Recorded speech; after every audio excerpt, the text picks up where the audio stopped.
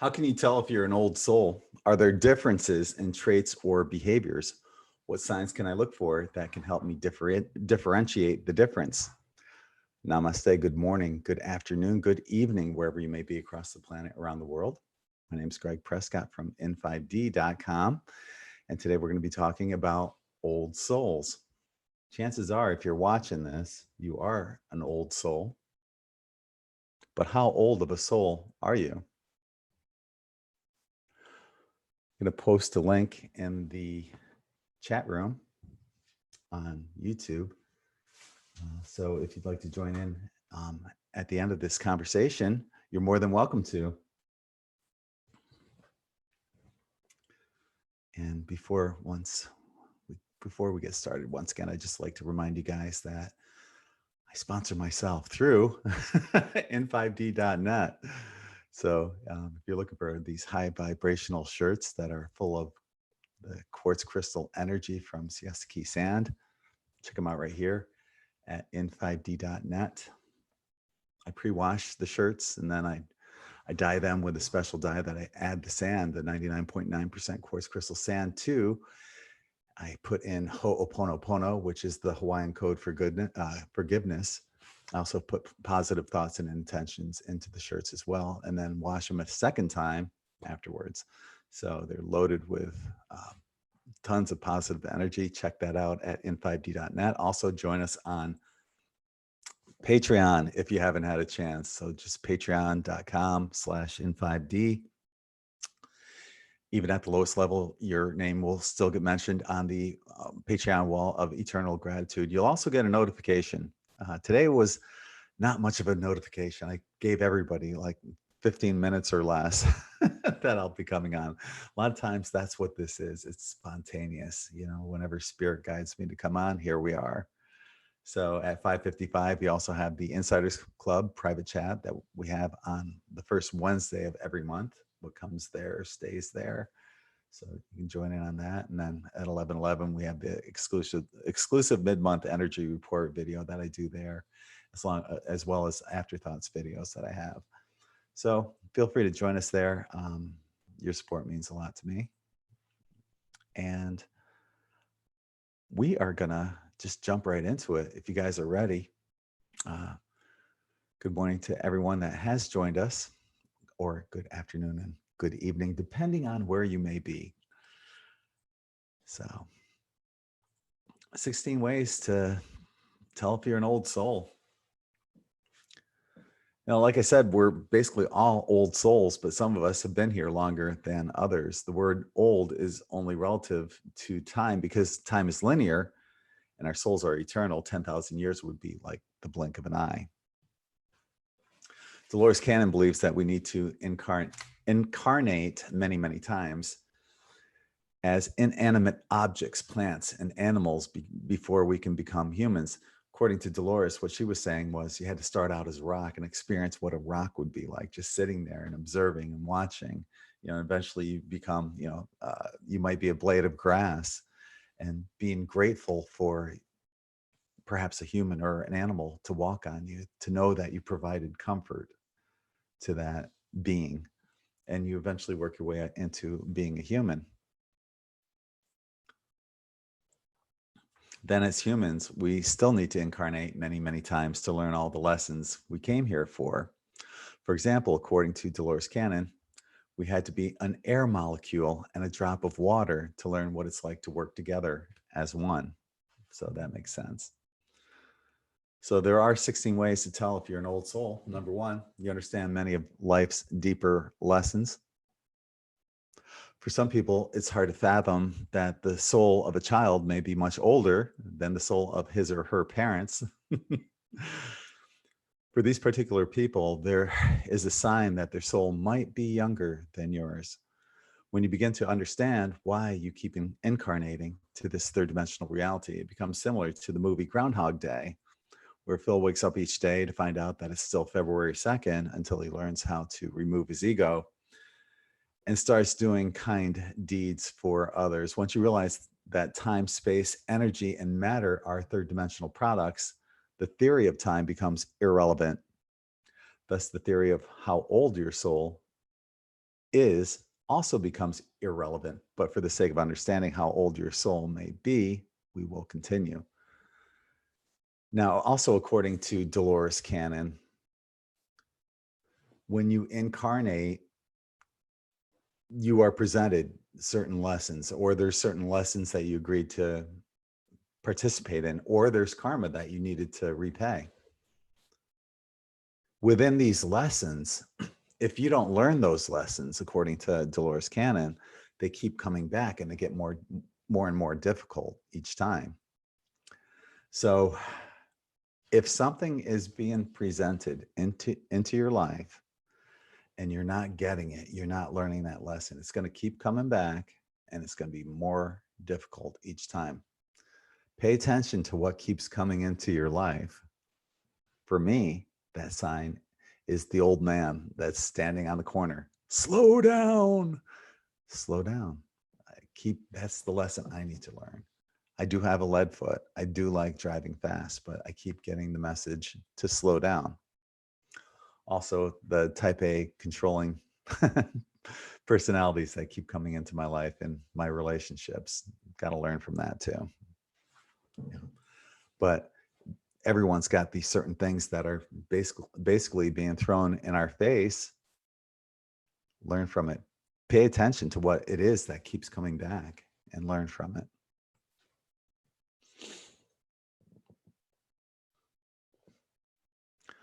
Number 2, you're in touch with your natural abilities or have an extreme interest in these abilities. Some people are born with innate gifts, such as special healing abilities or psychic abilities. The truth is that we all possess these abilities, but an older soul is more in tune with how to access and implement these abilities in the name of humanity. If you don't have any particular ability, but have a strong interest in them, this is simply your soul trying to recall these abilities that you may have had in a previous lifetime. Now, I did an interview with Paul Dobry Carey a few days ago, and he was explaining about light language and breaking that down into like all the syllables that there are. And I asked him, how did you know about that? And what he said was it was a remembering. And a lot of times for us, it probably is more than just a remembering. It's a, as redundant as it sounds, it's a remembering. We're remembering that we've already done all of this. You know, we're remembering who we are right now, but we're remembering that it's all been done. We've lived all of this before because everything does happen at the same time.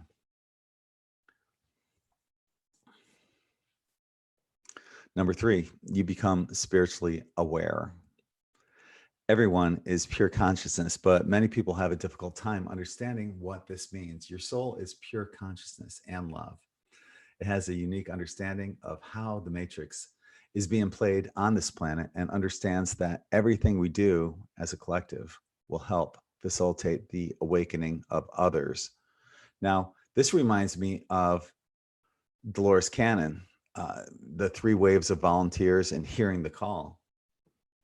Once again, yeah, I love Dolores Cannon, if you haven't noticed.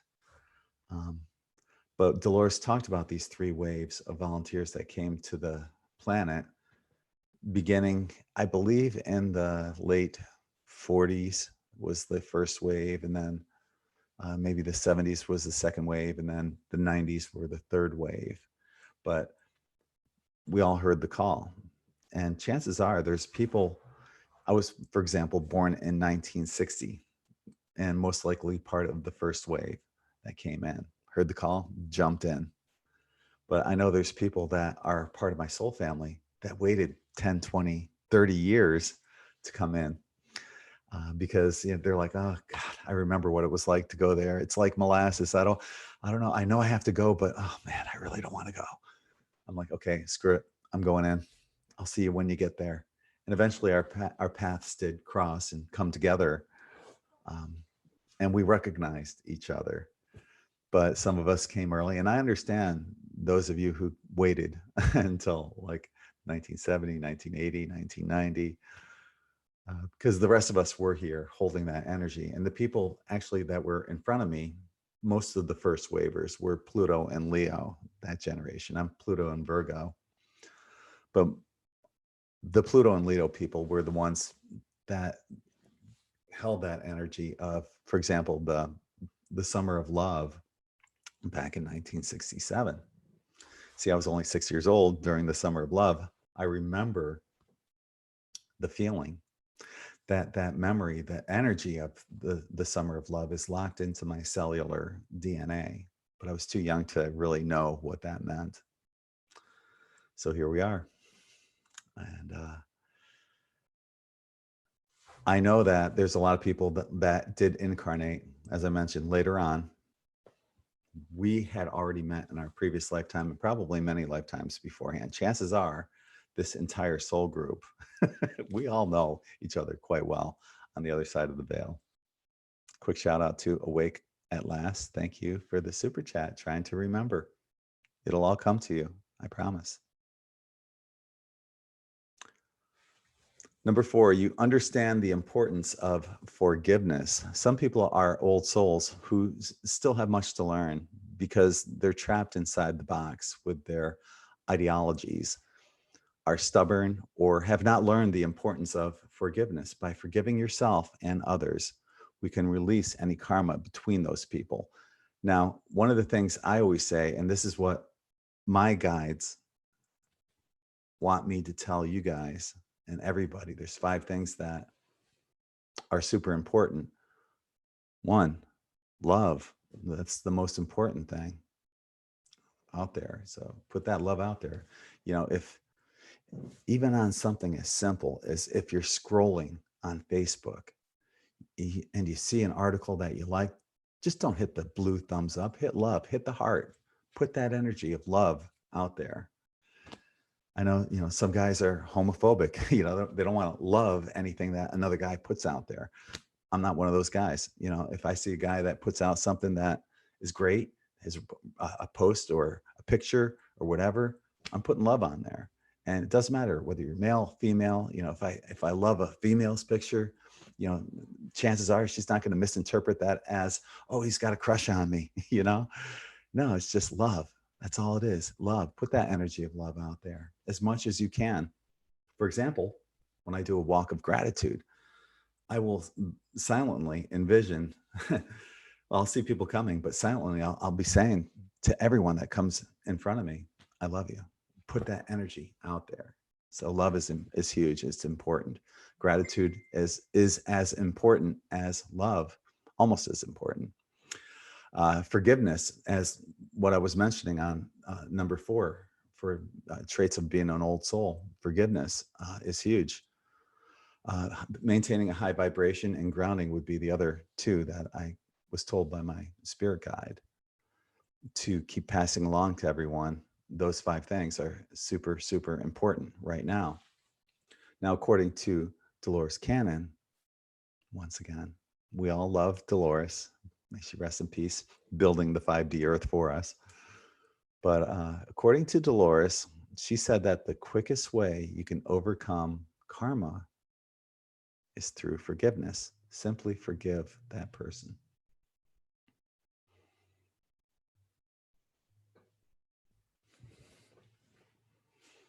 Hello to everybody joining us on YouTube. Got lots of people there. Tiffany, Debbie, Shy One, Jennifer, Diane, Boogie Dane, Kimmy, Rich, Krista, Propus, Awake at Last, Scotty, Miles, IP or IGH Consulting. I know you keep saying your name in there and I keep forgetting it. I'm sorry. Jesus Jones. It might be Jesus Jones. I'm not sure. Diane, everyone that's joining us here, thank you. Good morning, good afternoon, good evening, wherever you may be. I'm going to post that link to the Zoom and you can join in later on. I'm going to finish up here if you have more to say on this topic. Number 5, you're able to transcend ego. It's nearly impossible for anyone to completely transcend ego 100% of the time, but simply being aware of our ego and how it plays against unity consciousness is a definite sign of an old soul. On the other side, there is no ego on the other side of the veil. During your life review, you will relive your ego and see how it affected others as well as yourself. At this point in time, you will make a soul contract with the hopes of overcoming ego and atoning for whatever ego issues you had in your previous incarnation. So, like I said earlier, according to Dolores Cannon, if you keep getting these messages over and over and over again, things are thrown into your face. If you don't learn from them right now, it'll just keep coming back and making it more and more difficult. And I'm sure that the ego would be part of it. A lot of us have learned to transcend most of our ego issues. But like I said earlier, it's almost impossible to go 100% beyond it.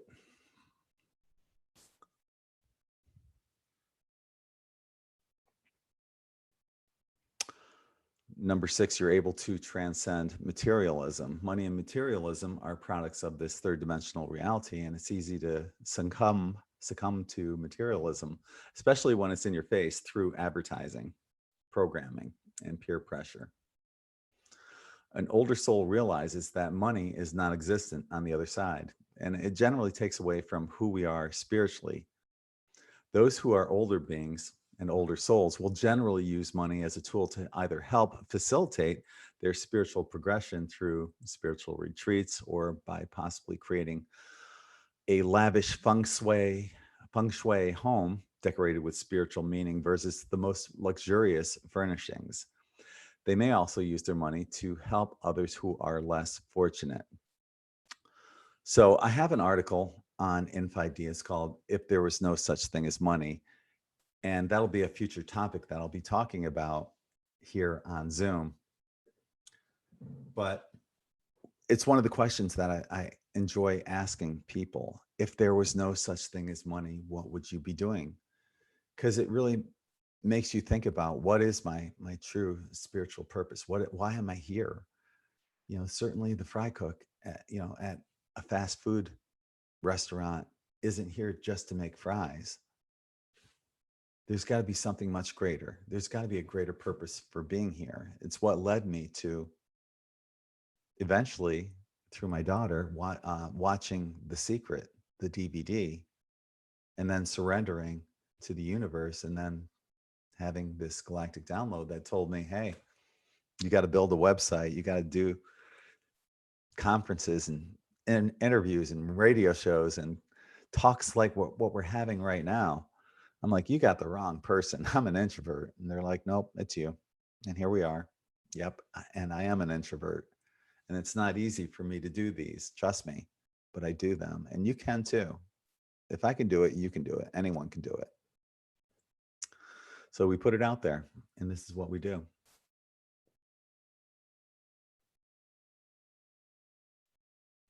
Monica says, I always ask, what is ego?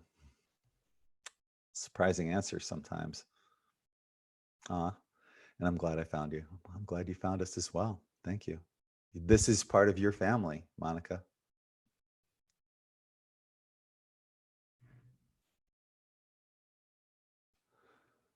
IGH is saying, I never understood why money is here since I was a very young child. Yeah, it just takes us away from our true spiritual purpose.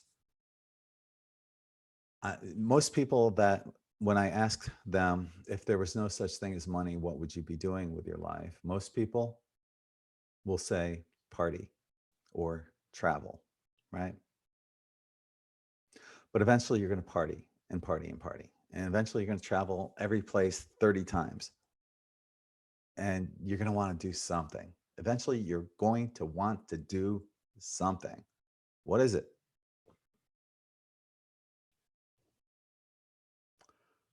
As many of you know, I was a child and family therapist for at-risk youth when I started building in 5D. And that's when I had my galactic download. But my passion is working with children, helping kids My daughter and I are both child magnets. Children just run up to us for no reason whatsoever. They, I think they probably see our auras. They see, or maybe just the childlike demeanor that we both have at times, but they can relate to us. And I used that gift, and that's how and why I used that gift as a child and family therapist. I would ask my other therapists, give me the child or children that are most difficult for you. I'll take them because I know I can reach them. So that leads me to, if I were to ask myself that same question, if there was no such thing as money, what would I be doing? The first thing is real simple. I would have an orchard with fruit, and I'd put a sign out front that says, help yourself. And if you know somebody that's hungry, grab a little extra for them.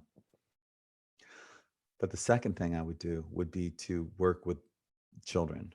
Uh, and it wouldn't necessarily be at-risk youth, although I would welcome any child and trying to help them find whatever it is that their life purpose would be. And basically all that would entail would be cultivating their interests, hobbies, whatever, and just gently guiding them in whatever direction that might be. That would be fun. I would enjoy that.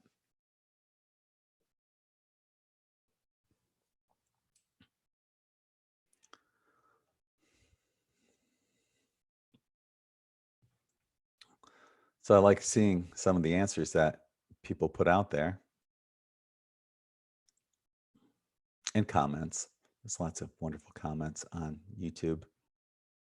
And if you're watching the replay, check out the comments as they're going along. Scotty Boy said he would be living in the mountains. Shy One saying, I try to send out love when walking, but seem to attract people. With me being shy and introverted, I don't like it many times. I have to learn to like it. Yeah, yeah, I can definitely understand that, Shy One. I had that happen to me at the beach the other day, just playing guitar. This dude came up to me and appreciated the music I was playing on guitar and asked if he could sit closer. He ended up sitting like 10 feet away and I was talking to him. He ended up moving closer and eventually we talked about spiritual stuff. He's from New Jersey. His name's Vinny. He was down at the beach because he had a calling to go to the beach while his wife and daughters were out shopping. So we ended up having this connection. And he said specifically that normally he doesn't approach people like that. You know, he's probably an introvert like the rest of us, but he felt a safeness perhaps or a familiarity with approaching me, which you'll have with fellow beings of similar vibration and or old souls that you recognize. So, you know, that's just one of the things that you're probably experiencing, Shy One, when you're putting that love out there. But keep doing it, and you'll get used to it. It does get easier.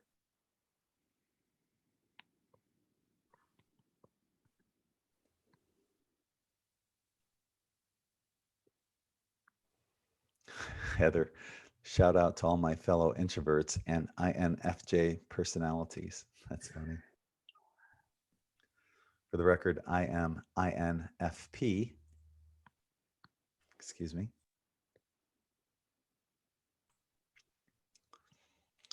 And that's a personality test that you can take. You can find the link.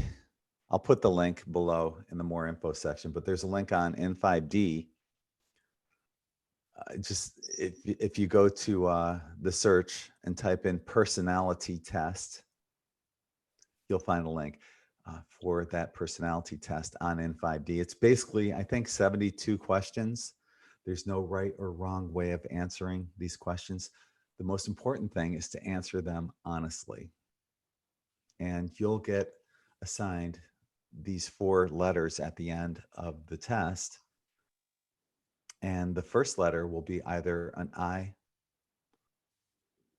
or an E. And I've been taking this test ever since I was in college, for years and years, every year. And every year I'm an INFP. I stands for introvert, N stands for intuitive, F for feelings, and I think P is perception. So it's pretty spot on and accurate.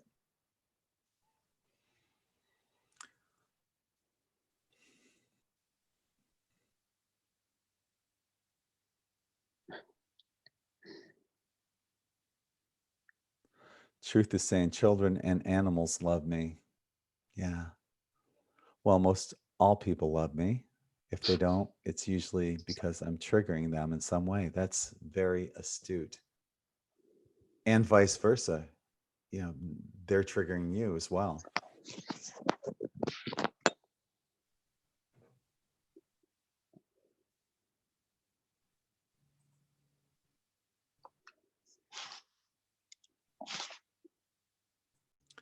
So moving on to number 7, you're able to understand the concept that your body is a shell for your soul. Before you were born, you not only chose your parents, you also chose your life situations and challenges that would help facilitate your spiritual growth while atoning for any previous karma. The body that you're currently in is simply a vessel for your soul. Your name is what your soul currently refers itself as, but in previous lifetimes, you had many different names, you had many different previous lives as either a male or a female. Your name and title are both associated with ego because ultimately you are infinite consciousness and we are all on the same team. There's in 5D, I'll leave a link for this below in the more info section as well. Talked about this before. There's a link for this third eye mirror meditation. And I wouldn't recommend it if you're new to spirituality, or if you're not at least intermediate on meditation. But if you're at least, intermediate to advanced in meditation, yeah, this is something that I think you'll dig. It's a third eye mirror meditation. Make sure you protect yourself beforehand. I explain that in the article. But what you basically do is you set up a mirror. It's in the dark. There's a mirror with a candle, a lit candle in front of you. And what you do is you focus on your third eye and just relax. And what's going to happen is you're going to see yourself turn into many different aspects of yourself. Sometimes things will happen, though, that are surprising, possibly good, possibly bad, but ultimately never bad. And here's an example. For the good, one time I was doing that and this huge orange orb starts bouncing over my shoulder, just hanging out there. And it was really cool and beautiful. Another time, one of the aspects I saw was this huge, I know I've got a big head the way it is, but it's much bigger than the one I have, with round red eyes and fang-like teeth staring back at me. And it didn't freak me out at all. It takes a lot to make my jaw drop, right? But okay, so this entity staring back at me, and I just calmly said, "Would you please leave? You're not welcome here. Please go back to the light." But what I should have said and done was asked it, "Why are you here? How can I help you?" Because who knows? I mean, just because it looked intimidating, maybe it was the friendliest, most loving being you've ever met. I didn't feel scared by it or intimidated by it. But that's just one of the things that you can do anyway. That third eye mirror meditation, I recommend that because you will see those aspects of yourself. Another thing you can do is in 5D, I have this MP3. And all you have to do is, number one, look in the more info section below this video. After I get done making the video, I'll put the link down there. Or number two, do a search on in 5D. Just type in the search bar MP3. That's the only thing you got to put in there. And you'll find a link to an MP3 on in 5D that you play right before you go to bed, and you drift off listening to this um, basically hypnotic suggestion that brings your past life to you in a dream. And you'll see mine that I had. I've only done it once, and it was an amazing dream that I had about being a Mayan back during the Spanish Inquisition and being forced into Christianity. You'll see my regression that I had there, but I recommend that you check it out and try it. It's a really, really cool thing to do. Number 8, you seem to have a special connection to eras long before you were born. Excuse me 1 minute.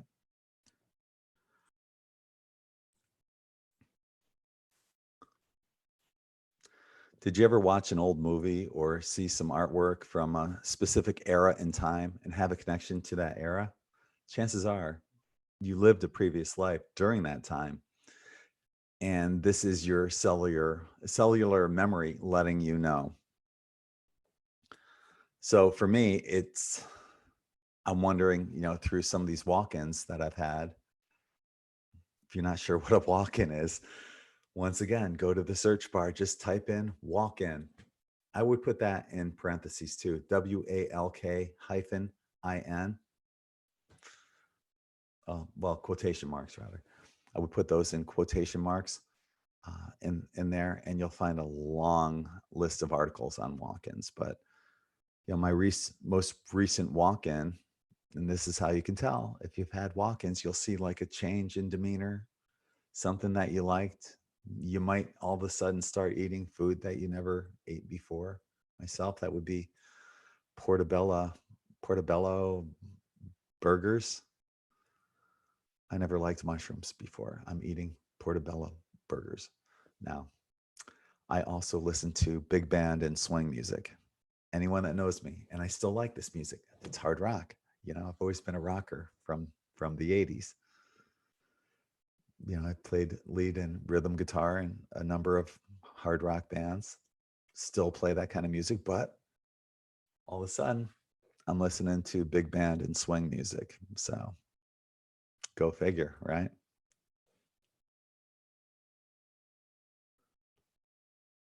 Just checking out YouTube.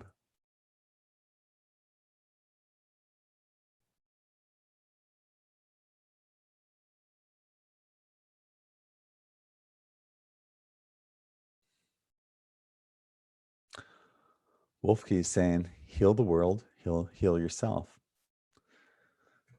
It's so true. It's so true. Heal everything around you. And, as below, so above, as within, so without. Yeah. Makes perfect sense.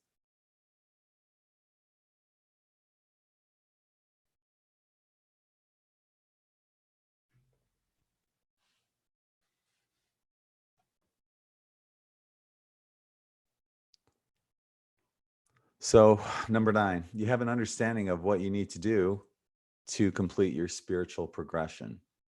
Just by making it this far, you're more awakened than most people on the planet. You have an understanding of universal laws and what is left to do on your soul contract.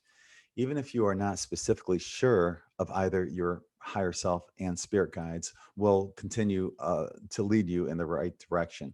And just talking about universal laws, I'm going to go to that. There's an article. As always, I'll leave that link in the more info section of this video. But it's on N5D about the universal laws. There's 20 of them. I've always been a big proponent that as long as you're not hurting yourself and others, all man-made laws suck. So these are some of the universal laws. Number 1, the universal law of harmony. And I'm not going to say universal law. I'll just say what it is each time because they all have universal law or law of. So universal law of harmony. And number 2, reincarnation and karma.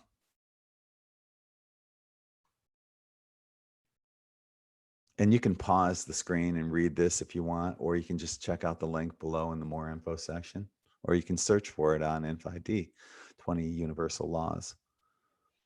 Number 3, Universal Law of Wisdom. Wisdom erases karma. Number 4 is grace. Number 5 is soul evolution.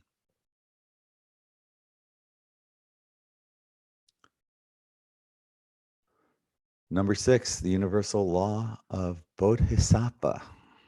This is interesting. Bodhisattva is a Sanskrit term commonly accepted by most metaphysical adepts today. It means one who has transcended the need of earthly incarnations, but who has chosen to return to earth to support others in achieving enlightenment. A bodhisattva knows he will never really be free until all souls are free.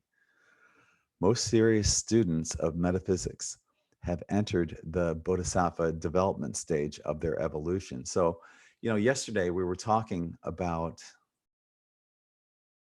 for those of you who tuned in, we were talking about shadow beings.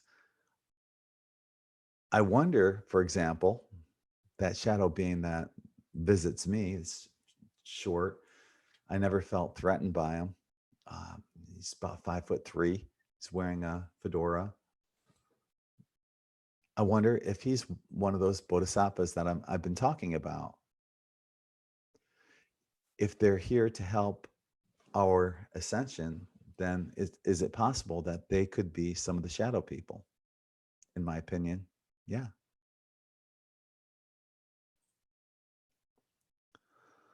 Number 7, the universal law of vibrational attainment. Number 8, free will. We've all heard number 9, the law of one. Manifestation, number 10.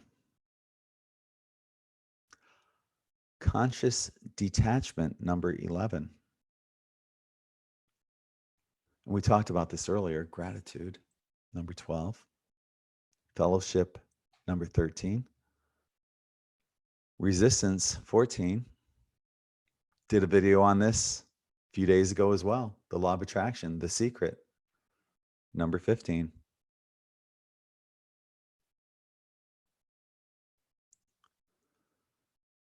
Did a video on this, mirroring, the universal law of reflection.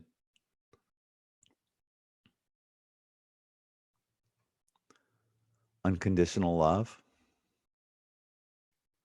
Magnetic affinities. Abundance and divine order. This is interesting. The universal law of fellowship. I used to be in a fraternity, and our fraternity prayer was basically the same as the Freemasons' prayer. I'm not a Freemason, but I did the research on that, on what their prayer is. And it's almost identical word for word. Our fraternity prayer in the frat I was in is 109 words long. And it starts out like this: Almighty God, the great architect of the universe, the giver of all good gifts and graces. When 2 or 3 are gathered together in thy name, thou will be in thy midst and bless them. So when I see this, let me get back to the screen share. It's funny, I pledged in the spring of 1980.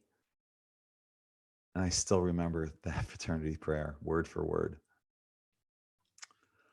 But when 2 or more people of similar vibration are gathered for a shared purpose, their combined energy directed to the attainment of that purpose is doubled, tripled, quadrupled, or more. This esoteric awareness has been used by covens, esoteric religions, healing groups, and recently worldwide meditations for world peace. And as I mentioned, in that prayer, when two or three are gathered together in thy name, thy will be in thou midst, thou will be in thy midst and bless them. It's magnifying the energy of the people there. We can do this, and anything that we're doing out there, we can do. If they're using it against us, we can use it against or for the white light, for humanity's best interests. I've got a uh, a mug that I put sigils on, or a glass that I put sigils on rather, and I use reversals on that. And the sigil on the glass says, you can't read it because it's a sigil and it's supposed to be really undetectable, but when you look at it, it's supposed to give you that meaning, which is all of my codons are open. So when I'm putting in ozone, I'll stir it clockwise and say all of my codons are open. Then I'll use what's called reversing, and I'll go counterclockwise while I'm putting the ozone in there, and I'll do the reversal of all my codons are open, which is Nepo Era Snodak Ymphala. So just because some of these teachings are occult doesn't mean you can't use them in humanity's best interests and for the light. Okay.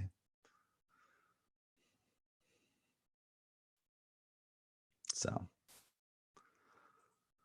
let's see. I think we left off on what you need to do to complete your spiritual progression. Number 10, you have a strong feeling that home isn't earth. I bet a lot of you out there feel that you volunteered to come here. You may not have had previous incarnations here on earth. It may have been elsewhere. Or that you came from elsewhere, but you started to accrue karma as we often do. And here we all are. As far as I know, I can only remember 3 past lives, that one in the 1600s as a Mayan and 2 previous ones in Atlantis. Apparently, I come back during important epochs in time. So right now, it's got to be pretty darn important. Did you ever look at a random area of the sky and stare at an unknown star for no reason? Do you have a special connection with specific star systems, such as the Pleiades or Orion's Belt? Do wars and corruption make you feel uneasy, as if they didn't exist where you originally came from? Are you one of the souls who volunteered to come here at this specific point in time to help with Earth's ascension? If you answered yes to any of these questions, then chances are Earth is not your home planet. Scotty Boy says, I do that every night.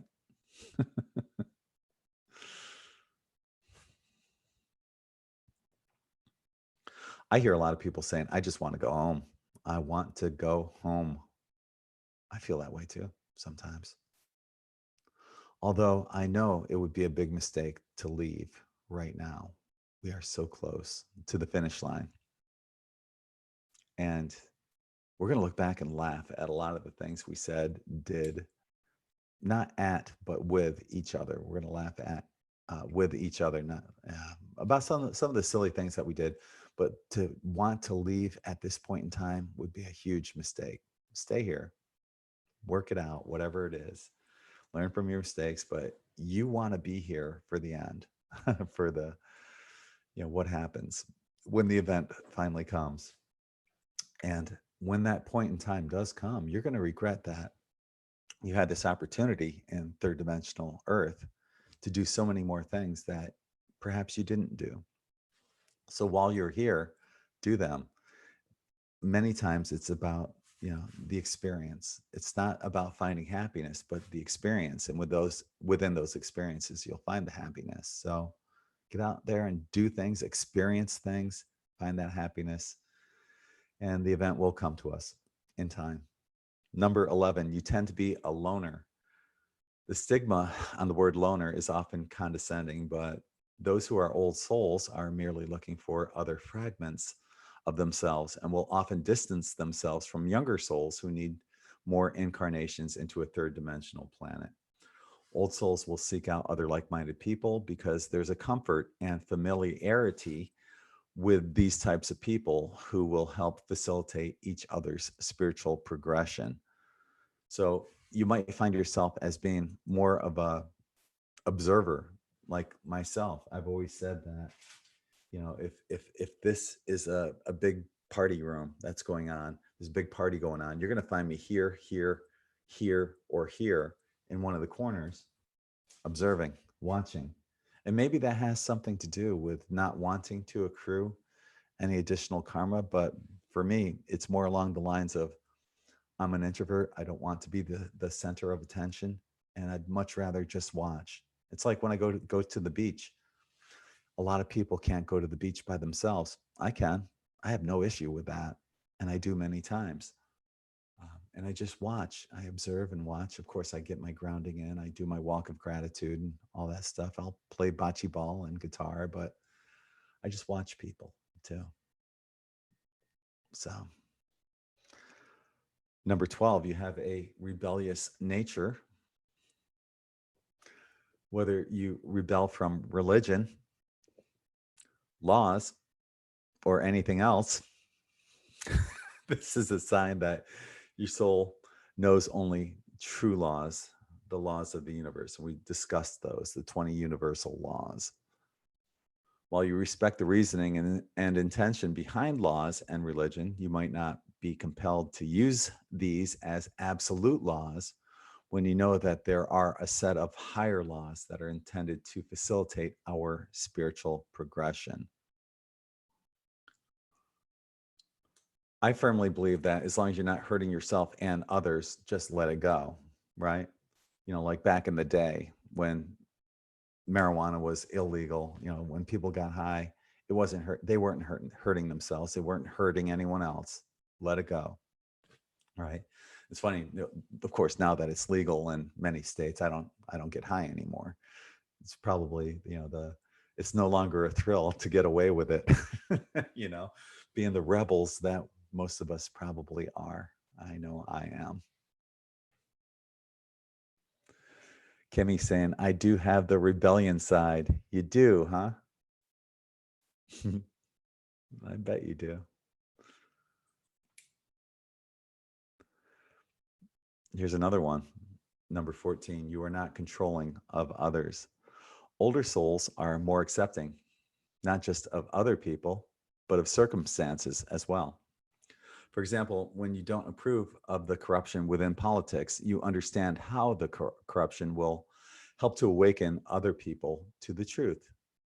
You respect the free will of others and are more likely to use tact than verbal demands of others. You tend to be more of a team player than anything else.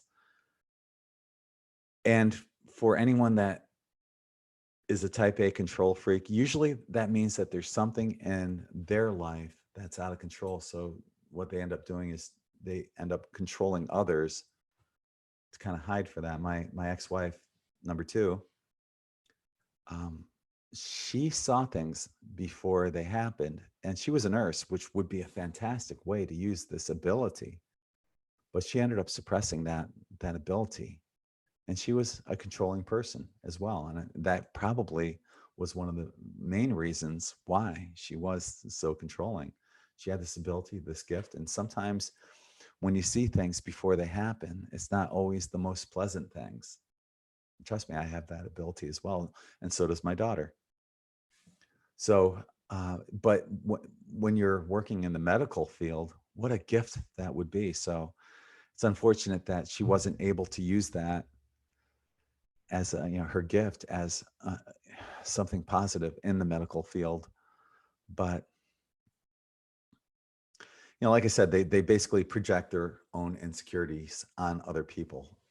These type A control freaks, and being insecure about that is ultimately what their biggest concern is. So don't control people. That's one of my, I keep attracting these women in my life that are controlling, starting with my mother. And that's one of my lessons, is not to be with a controlling woman. So eventually I will date again, but it won't be somebody who's controlling. Number 16, you are curious whether or not you're an old soul. Many young souls wouldn't ask this question or much less be concerned about it, while many old souls aren't concerned either for different reasons. They simply know they're old souls. But it's nice to have affirmations that coincide with your spiritual progression.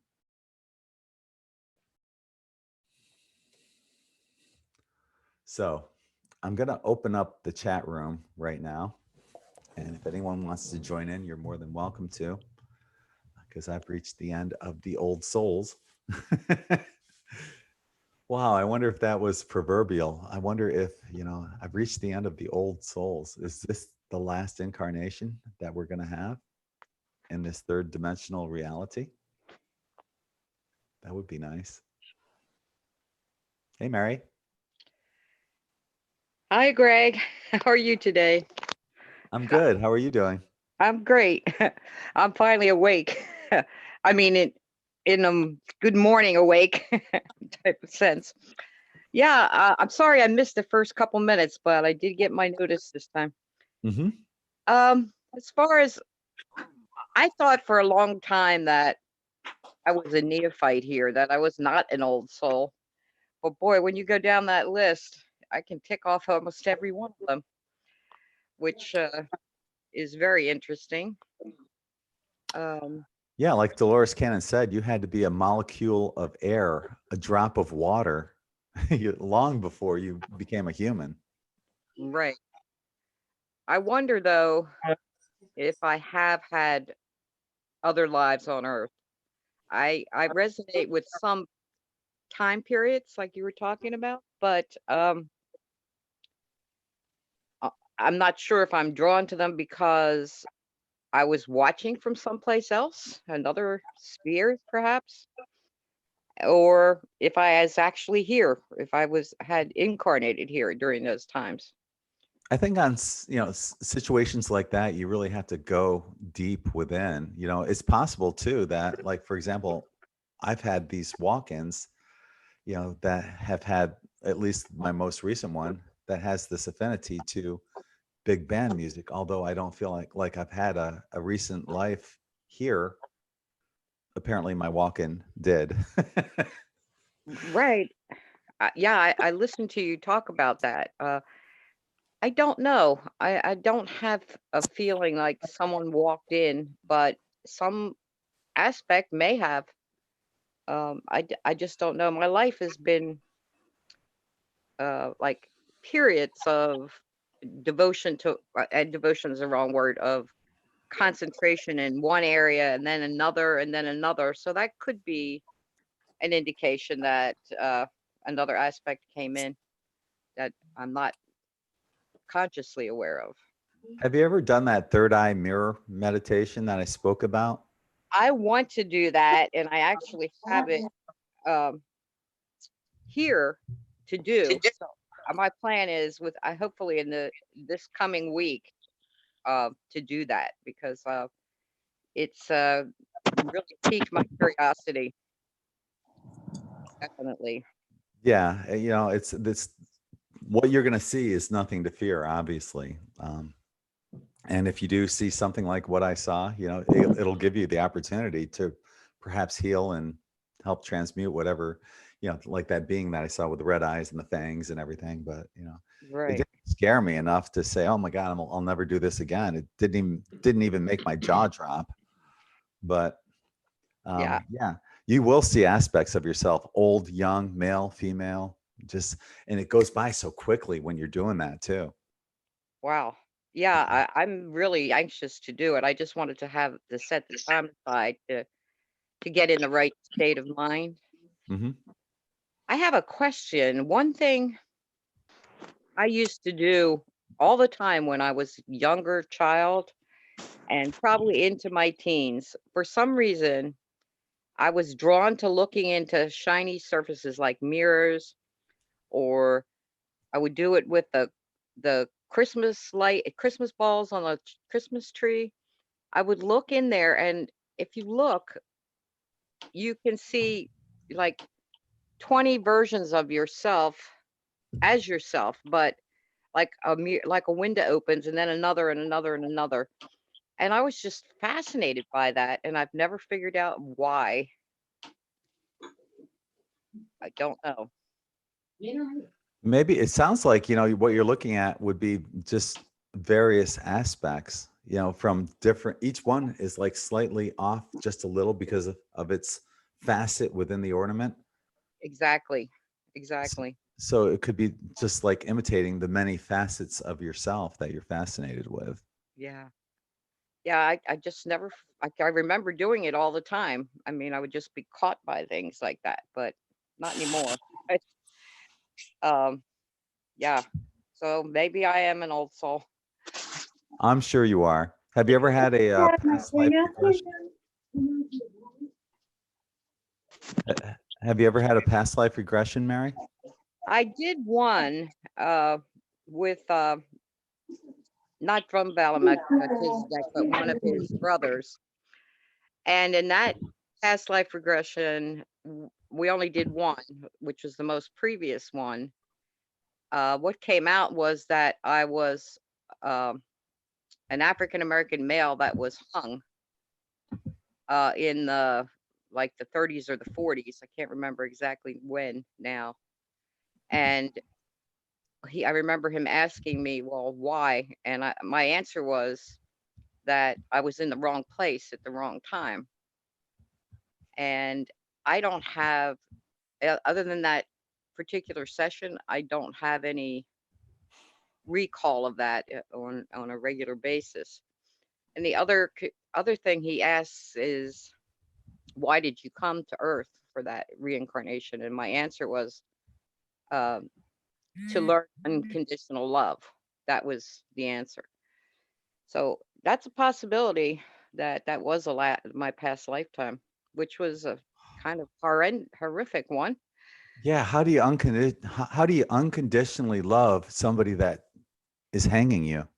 Well, that was probably what the whole process was about, that to unconditionally love those that do you harm. And yeah, I mean that's a great question. How do you do that?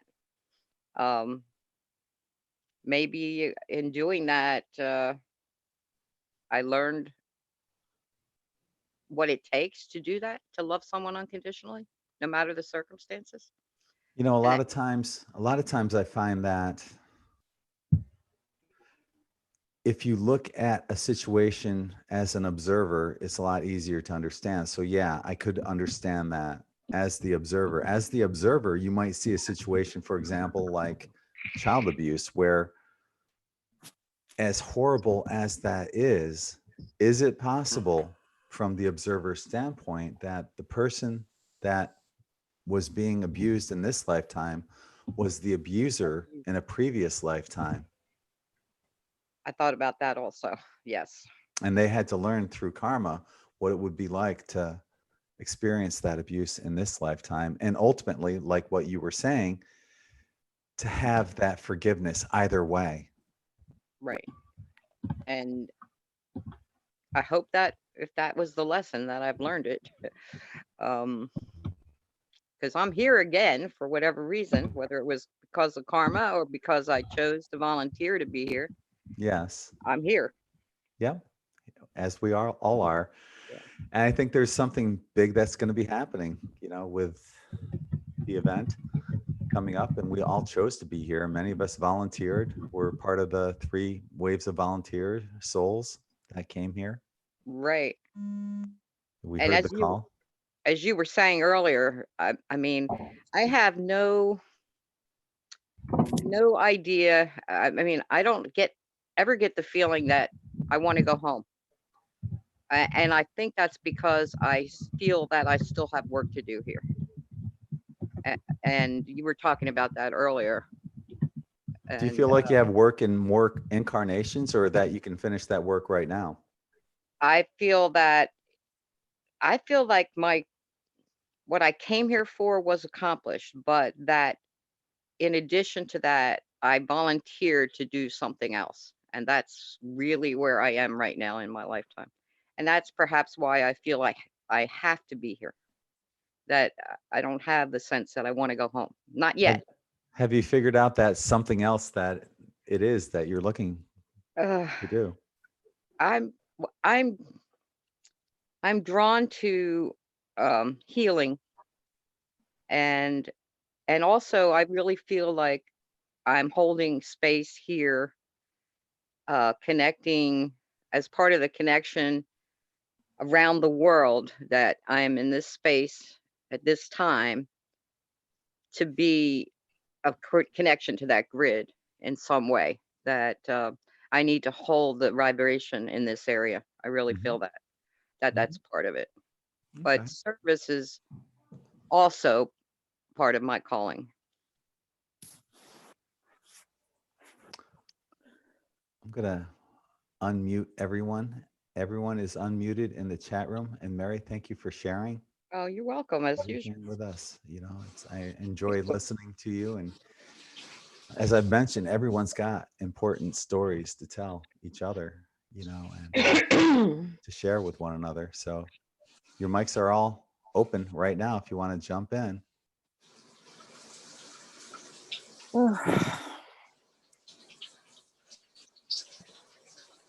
Don't be shy. Hey, Greg. Hi, who's speaking?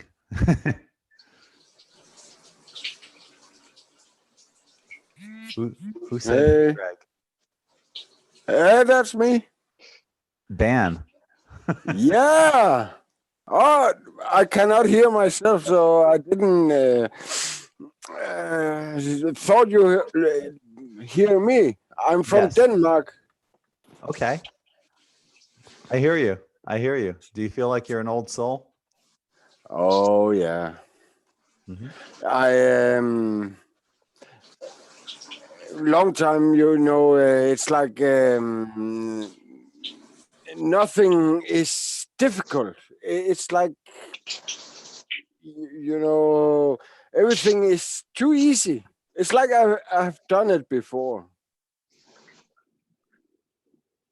Well, you're very fortunate because I've had it pretty rough this Oh, lifetime. Maybe there's a lot of things I had to atone for in this lifetime. I don't know. well, I guess you're right because uh, I have. It's like right now is the time that I always wanted to be here. It's like it's a purpose. What is your purpose this time for being here, right now? Well, I can tell you that my purpose is actually to expand myself. I have Jupiter in my first house, and I have 10 plus in Jupiter, but I I I have very much. Oh, I got cold. I'm not used to speak to an audience. That's okay. I got heat. I got sweaty. No pressure. No pressure there, my friend. So it's all good. It's all good. I've got everybody unmuted here, and if anyone wants to jump in, you're more than welcome to. We're all introverts here, and I appreciate everybody sharing their voice with us, and that we all share. So your mics are open.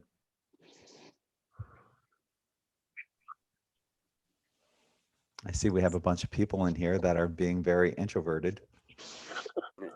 Yeah, and what you are saying about introvert, it's like it's something that we are conditioned too, because when we speak up like children, you know, we got told not to speak, like be silent, don't ask questions.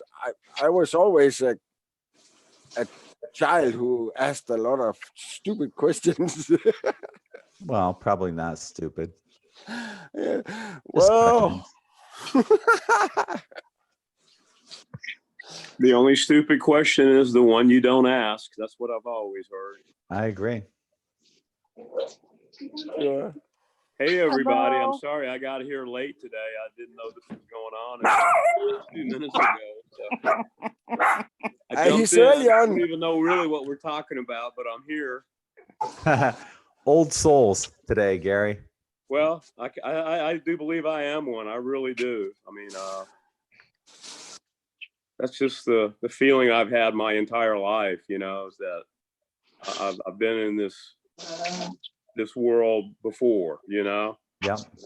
I mentioned before I had a flashback on I think a time I died during the Civil War, and that really was a powerful thing. And one thing I notice is that whenever I do try to talk now, I tend to my throat chakra is kind of blocked a little bit, I do believe.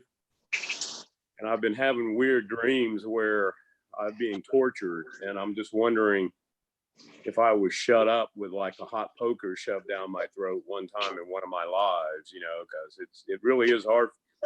It's strange because in my former profession, I was a broadcaster. I was a radio DJ and a TV and news announcer back when I was in the Army many, many, many years ago, 3 decades ago. Now it's difficult for me to talk. I think you're doing a fine job right now. Well, I'm trying to, you know, live in my truth, you know. I mean, I just was spending a lot of time this morning watching the broadcast about what you did the other day about rats. My mind is going. I'm getting older. It's okay. I've been doing a lot of broadcasts. Yeah, you have, man. And that's a good thing, though. That's a really good thing. I'm really glad you are, because otherwise, where would people like us go, you know?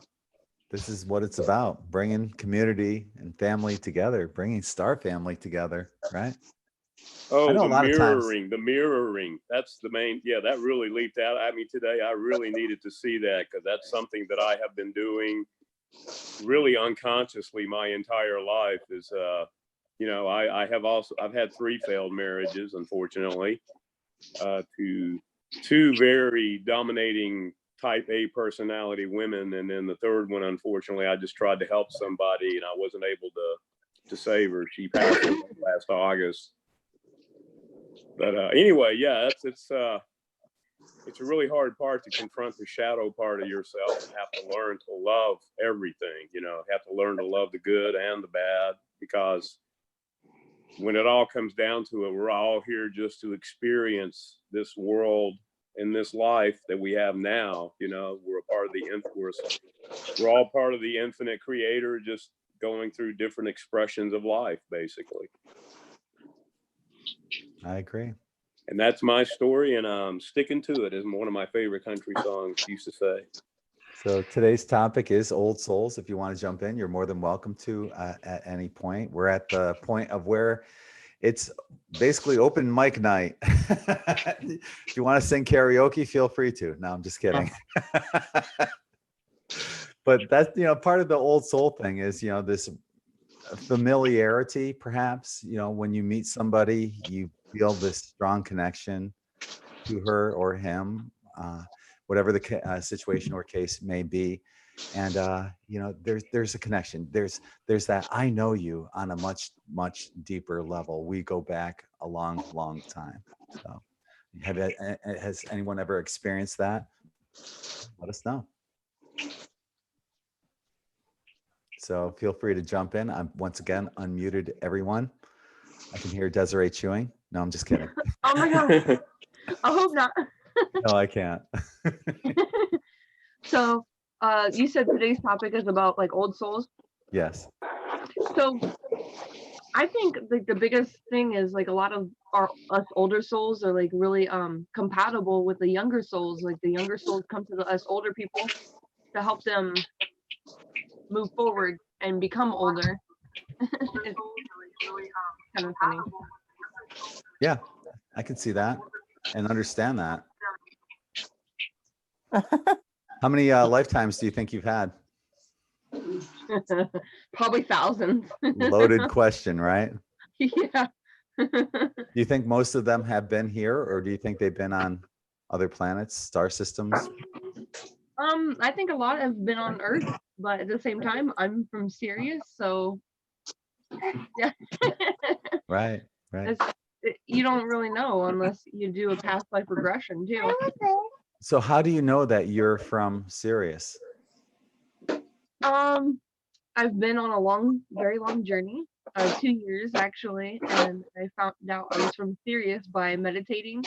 And when I paint, I see nothing but oceanic sea life. A lot of angels come to me and speaking to me, like Jesus. And Jesus is from Sirius, and so are a lot of the archangels.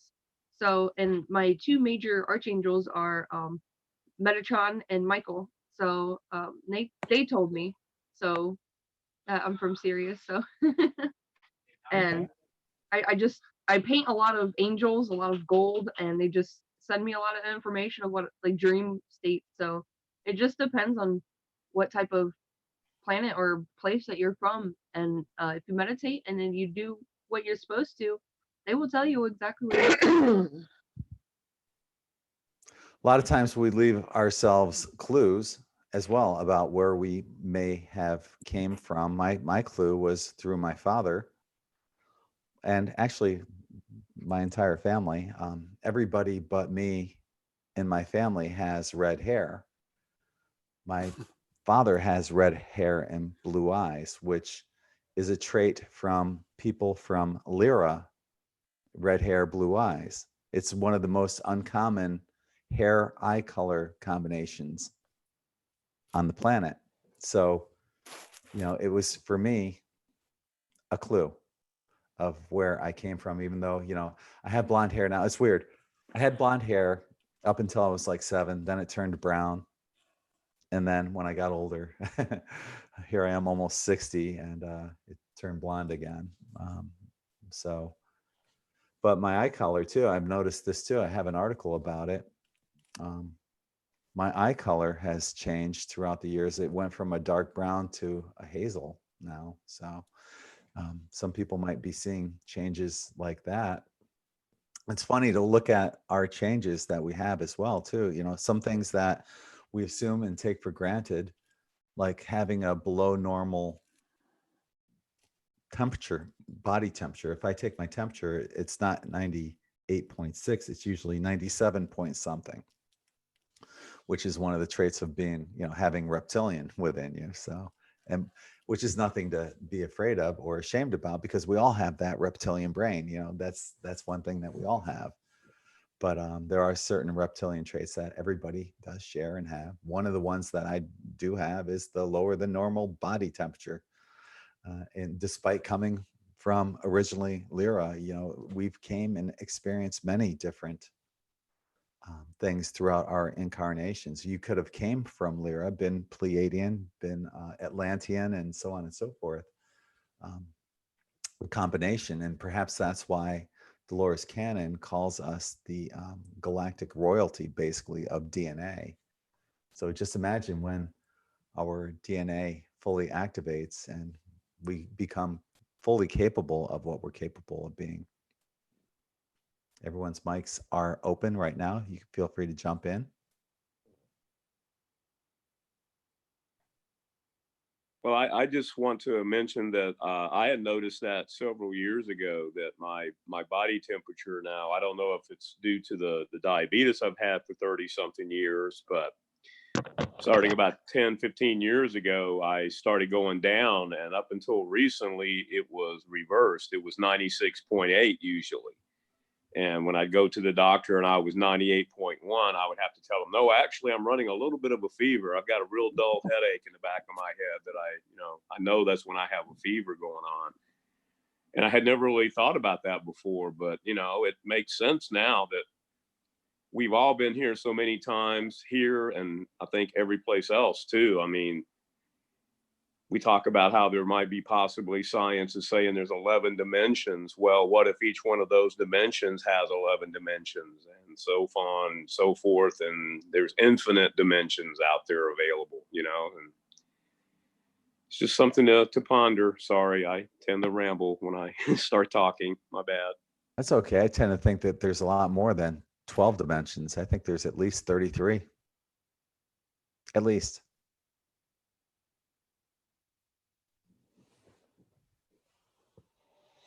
So what other old souls do we have here that are joining us? We have a bunch of people here. I see, okay, we have Desiree and Ben and Gina, Mary, Albert, Moto E4 Plus.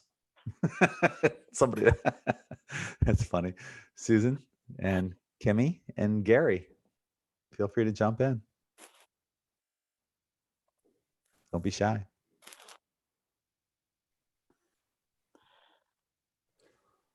Hello, can you hear me? I hear you, Moto E4 Plus. Hi, this is Agatha. Hi, Agatha. Hi, I've never used Zoom before, so I haven't set it up correctly, evidently. That's okay. But thank you for breaking out of your introvertedness and joining us. I know it's really hard, I but know it is. Trust me, I'm the king of introverts. I'm doing it, and I'm going to be better for it. And I want to share my voice and my vibration with everyone. Yes, thank you. Oops, I got an alarm going off. I'm losing connection. Can you still hear me? Yeah. Okay, great. No, I had said earlier in the YouTube chat, I've always believed that. I mean, I've always known that I was an old soul. I don't know how I know that, but I've known it for a long time. Even when I was like probably 10, 12, I knew that that I came here.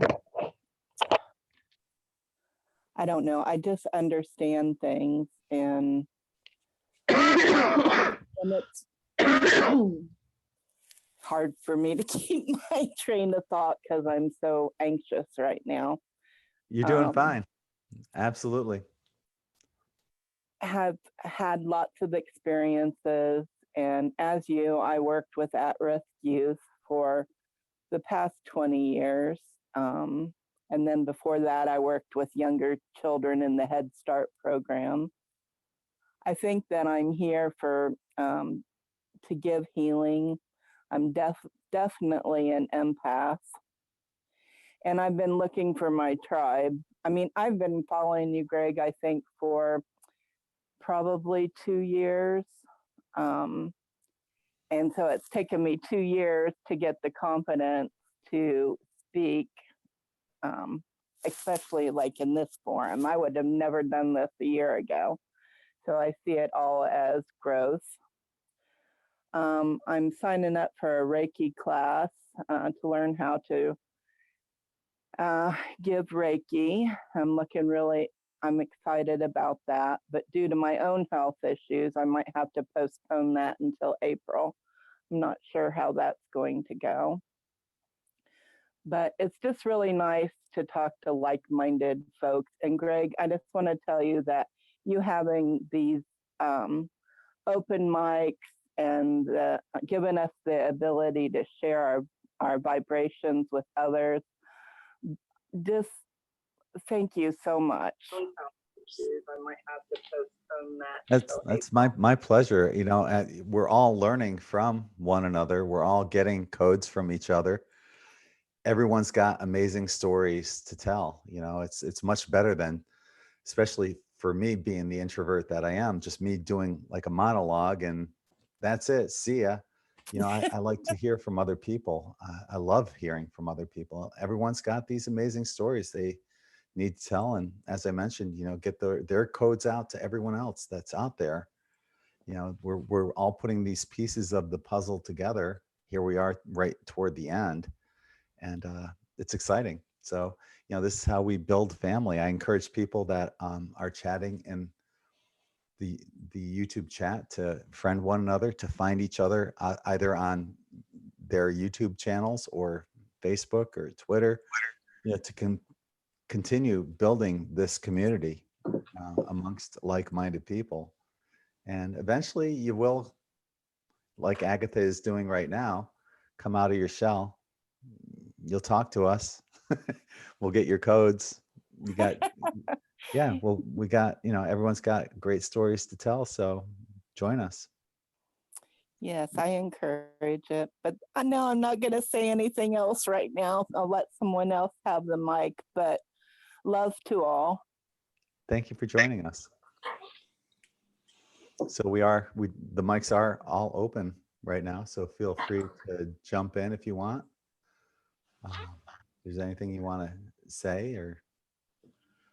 Hi, Greg, and everyone Yeah. on YouTube. I just wanted to say I really appreciate you being on today and talking about being an old soul and some of the things that you brought up, because I definitely resonate with that. I know that I'm an old soul. The path that I've been on for the last at least 3 years now of spirituality, not religion, but spirituality, and where I'm going, being a healer and having had a Kundalini experience, or Kundalini, not really sure how to say it. Kundalini experience, and after I've actually had taking Reiki 1 and then had a Kundalini experience that raised whatever, like, I know I've had Reiki 1, but that showed me that that's what I'm here to do, is heal, is to help heal others. And I appreciate you coming on, because I'm an introvert and I was not having a good morning, and I was like, why am I having such a terrible day? And then you come on and you're just being you, and I'm like, man, I gotta stop being so grumpy and just be grateful that I've got this to connect to. And here we all are.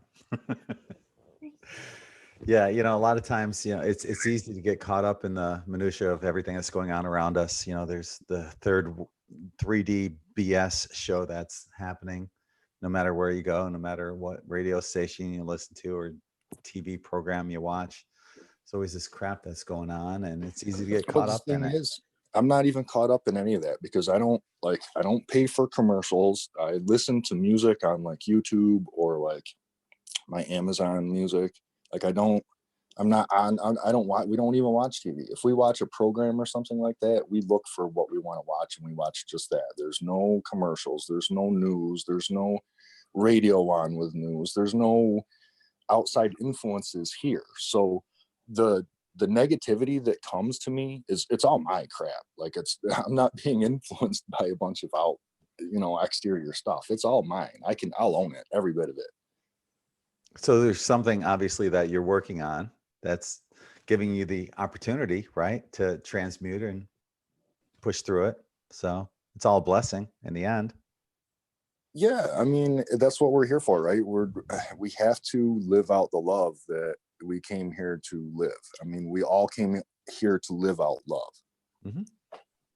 Yeah. So absolutely, and that's what I'm saying. When I'm not doing that, when I'm feeling like I'm feeling today, it's not because of, like, I could say, oh yeah, I listened to the radio for an hour this morning, but I didn't. I mean, I didn't do anything this morning differently than I would have normally done it, except for I didn't take as much time for myself as I usually do. Usually I get up a little earlier and take a little bit more time, and I was like, I want to sleep today.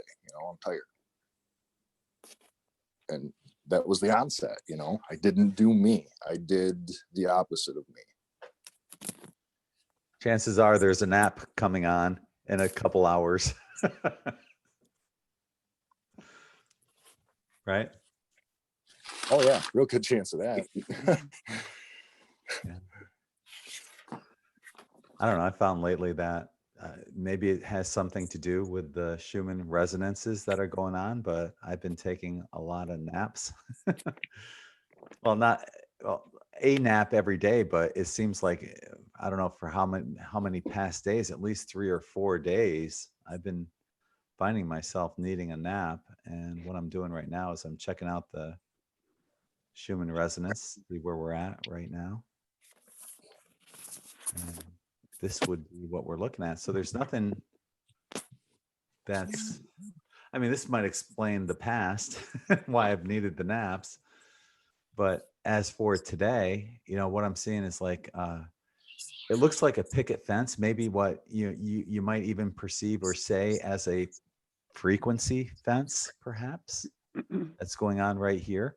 We see our line that's going across at the double line of the Earth frequency base rate of 7.83. We see that doubling line at 16 going across. That's still prominent, as well as one going across at 24 and hints at 32 as well and beyond. So just take a peek and see if that's what's going on with the Schumann, because that always has something to do with how everyone's feeling. So you guys are all unmuted right now. If you want to jump in, we got a lot of people here. Feel free to jump in. And Gina has her hand up. Hang on. Gina. Hello. Hi, Gina. How are you? Hi. Like Mary, I'm nervous to talk, but it's nice to speak to you in person. Thank you for what you do. You're welcome. Earlier when that gentleman was talking about the dimensions, I was actually I went to I don't know if anybody knows Cryon of Magnetic Service, who that is, through Lee Carroll, but I went to one of their channeling weekends, and he had a lady there named Marilyn Harper. She was just awesome. And when she channeled, not only did her face just changed, like never seen anything like it. Her voice, her facial features, just amazing. But she, Adironda, and anybody can look it up, Marilyn Harper, she's either from the 16th or 17th dimension. So she said there are many, many dimensions. And supposedly I'm a ninth dimensional Andromedan. I'm a light worker. I'm a this, I'm a that. I'm an empath for sure. Has not been a fun, easy journey in this lifetime alone. And I live in a super isolated place called Port LaBelle, Florida. And I've just been winging this for like the past 3 or 4 years by myself, like practically, you know, like sponging off of YouTube. And I'm not technologically advanced, but it's just a lot. It's a lot, you know, to learn. And every day I'm doing my meditations and well, you're advanced enough to figure out Zoom and how to get on here. Well, I'm working on it. I'm on 59, and I haven't been very technological, and I don't have, you know, a lot of wherewithal for that kind of stuff, but I'm doing my best. And, you know, I have a lot of like, I know I'm an old soul. There's, you know, I was told by many people, including Lee Carroll, that yes, you know, most of us are old souls in one way or another. You know, of course there's newbies and everything else, but I just I've just been praying and asking, like, bring me a friend that's like me. I'm the only one like me. Nobody in my family, you know, if I try to talk to them about half the stuff that I know about awakening and ascension and Mother Gaia, and, you know, their heads just spin around like, you know, oh God, she drinking again? Yeah. No, it's just frustrating. And my spouse, I have just like dragged him along, kicking and screaming, going against all the advice of Cryon and everyone else who teaches about awakening. Like, you can't bring anybody else along. But by God, all the information that I've been sharing with my spouse that comes into me somehow, he's like, it's changing him totally. And he's like, oh my God, I see the world so differently now. I feel things so differently now. And, you know, a year ago, if you had said Schumann resonance to him, he used to glaze over and look at me like, oh God, here she goes again. But now he's like a sponge. And I've noticed lately when I go out, depending on my energy levels and stuff, that people, like, if I look right at them and smile and talk, which I always like to do because I'm super friendly and I'm very isolated. So I'm like, yeah, people. I noticed that they respond better, differently to my energy now, very much so. Almost like, and when I walk past people, like, I'll be like, oh my gosh, you know, he's so sad. He's so lonely. I can feel it. That's good that you're out there and making those efforts and are cognizant enough about what's going on around you and your surroundings. I'm very grateful. It's the most difficult journey I've ever been on. At the same time, it's the most amazing journey I've ever encountered. And I often, you know, end up in tears. I think of a million ideas and then I shoot them down. You know, I'm like, nobody wants to hear you talk about that. Nobody wants to know this. But You'd I'm be surprised learning. at how many people do, though. I am sure. And it's, you know, just to talk, like my heart is racing right now just because I'm talking to you, you know, like, I guess, you know, I'm very, I don't know if I've gotten too used to being isolated or what. Usually I have a calming effect on people. Well, my energy, that's a question I kind of had. Like some days, you know, you wake up and it's an okay day, you're doing okay, you're hanging in there. And then I, you know, take the time to I grounded myself to Gaia a lot and things like that and meditate. And then suddenly after that, my energy will like go through the roof. Like if I walk in the room and my family's there, they're like, wow, you know, everybody wants to like join in my energy. They're like, you're really happy today and blah, blah, blah. But it happens a lot, like after I meditate and stuff. So I don't know what that quite is, but people seem to really pick up on it. And I don't know why. Got to tell you, in the chat room, MK is saying, Gina, we are all like you here. You're not alone. Oh my God, I could cry. Yeah. That makes me cry. Thank you. I've been so on this journey, so hard, so hot and hard for so long. And I feel like, you know, there are days where I'm like, you're just fucking crazy. You're not awakened. You're not you know, I just go at myself. And then I'm like, I can't deny it because how far I've come, I can no longer go back. You know, that old saying, ignorance is bliss. But I wouldn't give anything to go back to how I was. No. Ugh, yuck. I know. Once you go down that rabbit hole, there's no going back. You know, life definitely becomes different and better. It does. It does. And I've had, you know, many experiences that I'd give my ITs to talk to like somebody psychic about, more psychic than me, because I'm not very psychic, although I keep hearing I am. But Yes, you are. I am somewhat. I don't know. I think I'm just grateful I was able to speak to you today. So I don't want to hog everybody's time. I appreciate you talking to me. I appreciate you coming on and sharing your codes and your stories. And hopefully you won't be a stranger and you'll continue to keep visiting us. I will. I just, you know, most of the time I don't understand how to join stuff or whatever. And for whatever reason today, the God smiled upon me and I'm like, So your next thing is to get you on video instead of, you know, just leave your name up here. Yeah, I probably wouldn't have called if I had to be on video today, just because I just got out of the shower and whatnot. But Well, maybe the next time. maybe next time I will have to find out. I'll get somebody. Maybe my son can help me, like how to figure out the video part. And before you go, Marta on YouTube is saying that you're a great talker. Oh, that's very kind. Sound good and clear and don't sound nervous. So wow. how about that? I'm excited. Thank you all. Really, thank you. I will be back. All right. Sounds good. Thank you. All righty.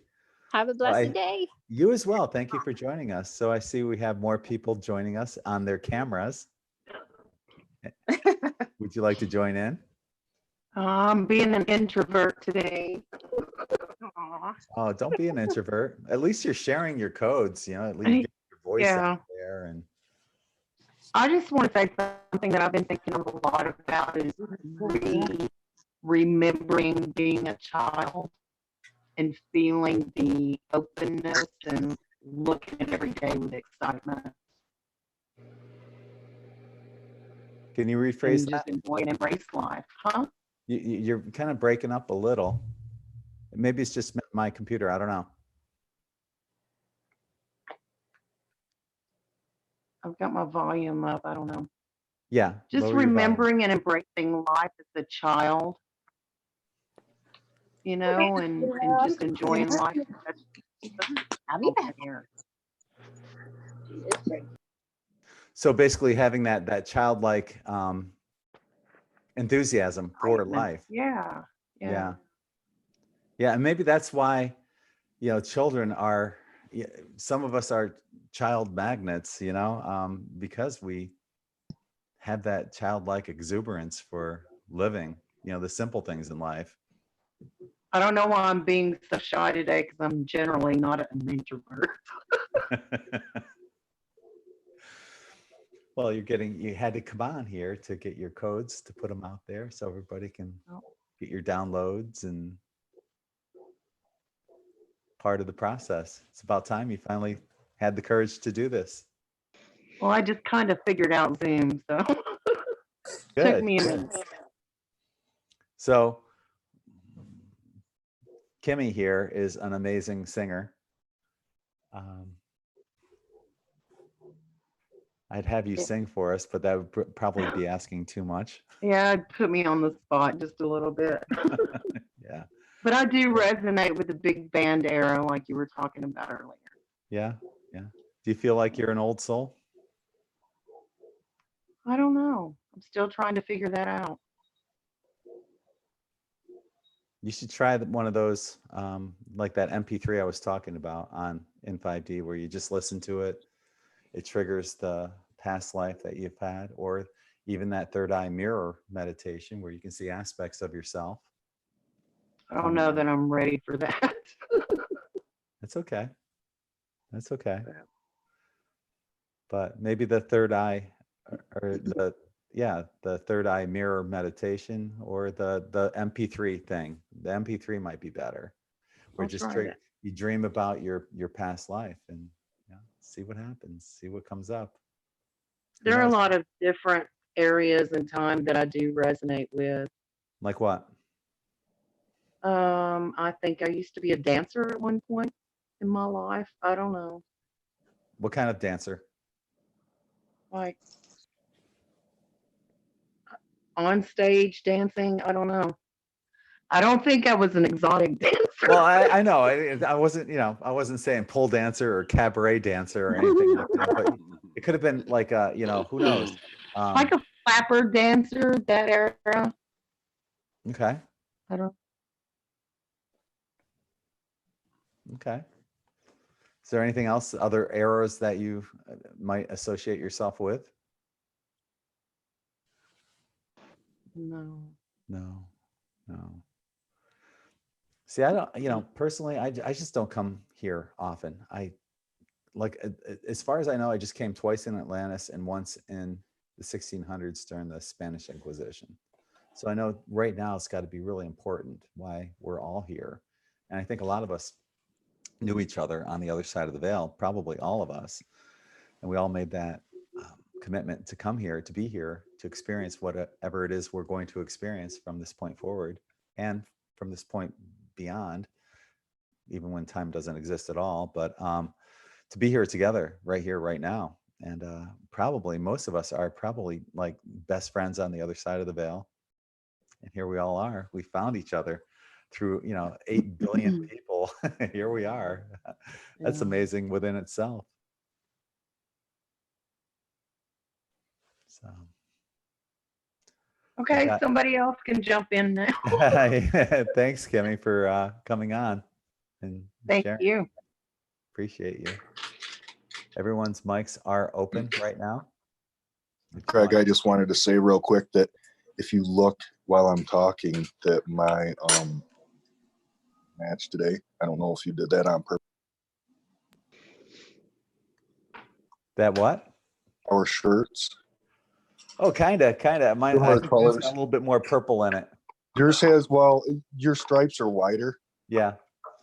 I think that's what it is. The stripes are wider, but it's right. the vertical stripes with it's basically the same colors too. You just can't really, it's hard to tell. Okay.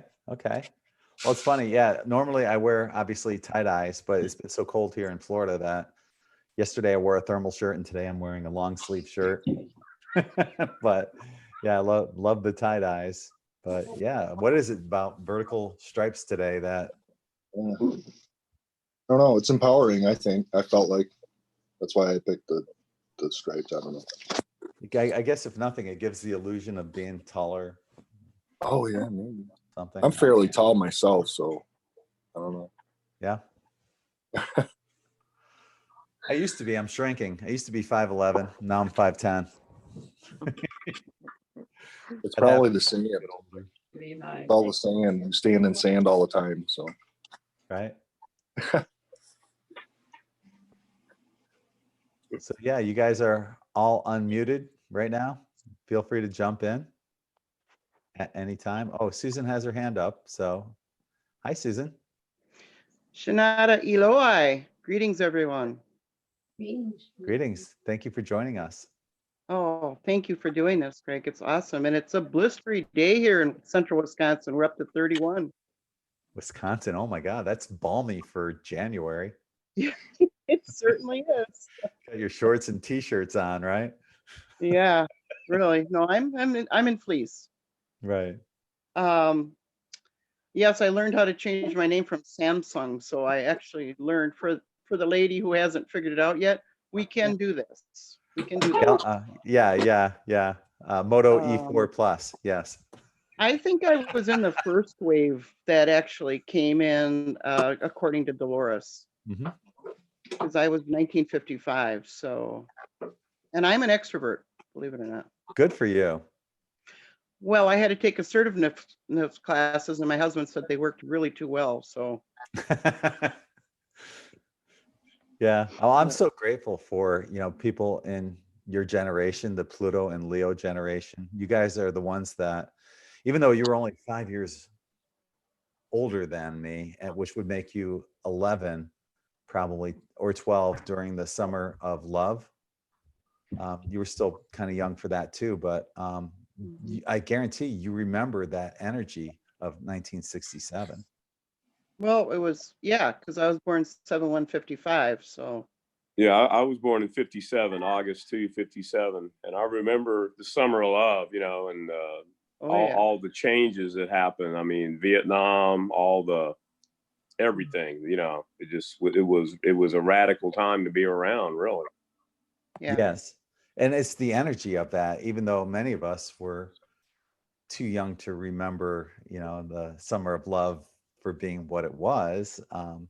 That energy is still locked into our cellular memory. Mhm. And I know exactly what that was. I couldn't express it being only 6 years old.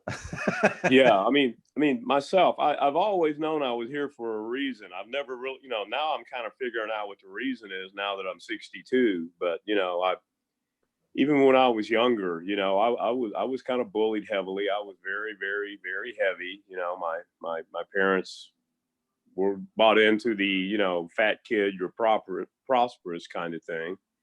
And anyway, it all led to a lot of experiences. But I understand now that I volunteered to come here and go through all this. And looking back now, I can see all the patterns of behavior that have led me to where I am now, and the fact that, yeah, I've had 3 failed marriages. It's because I refuse to change, and that can't happen. So, I've made some really radical changes in the last 5 years or so. And it's everything's looking up, I think.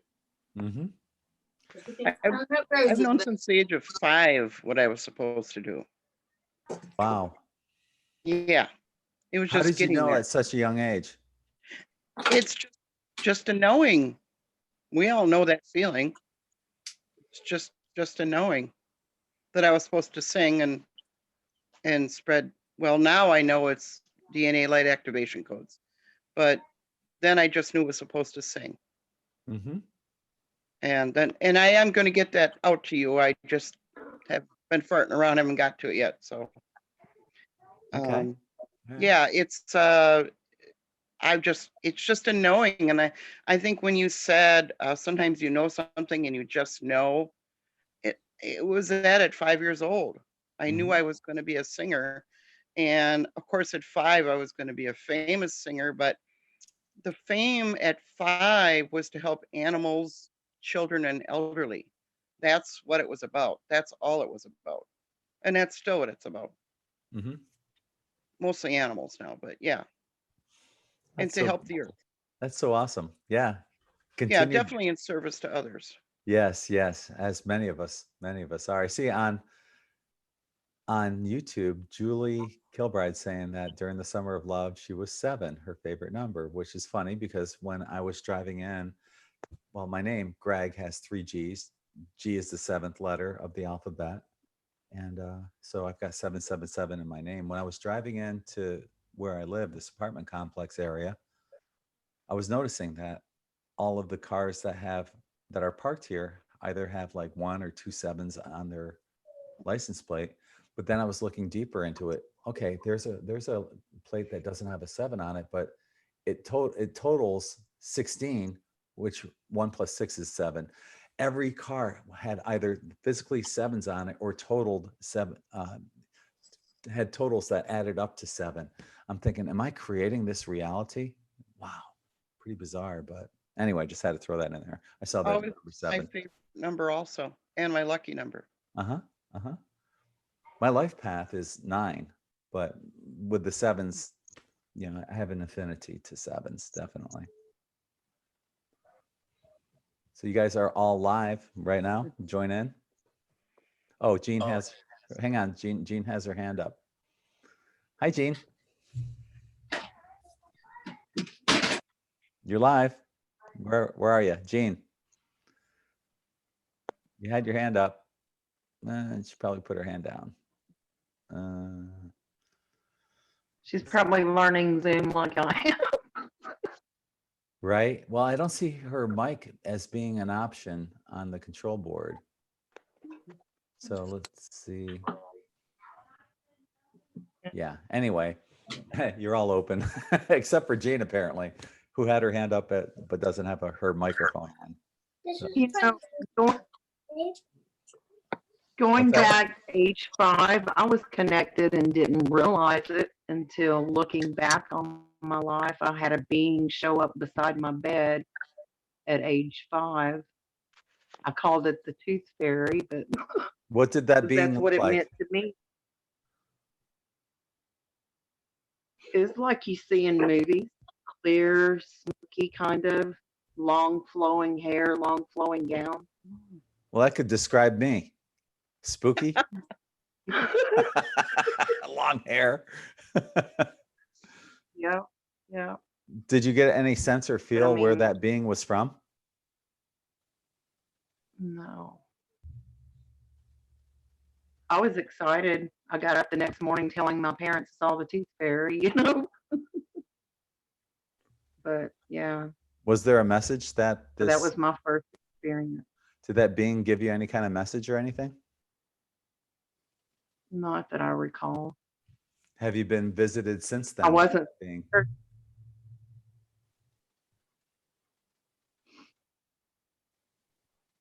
I've had experiences, but I don't know if it's the same.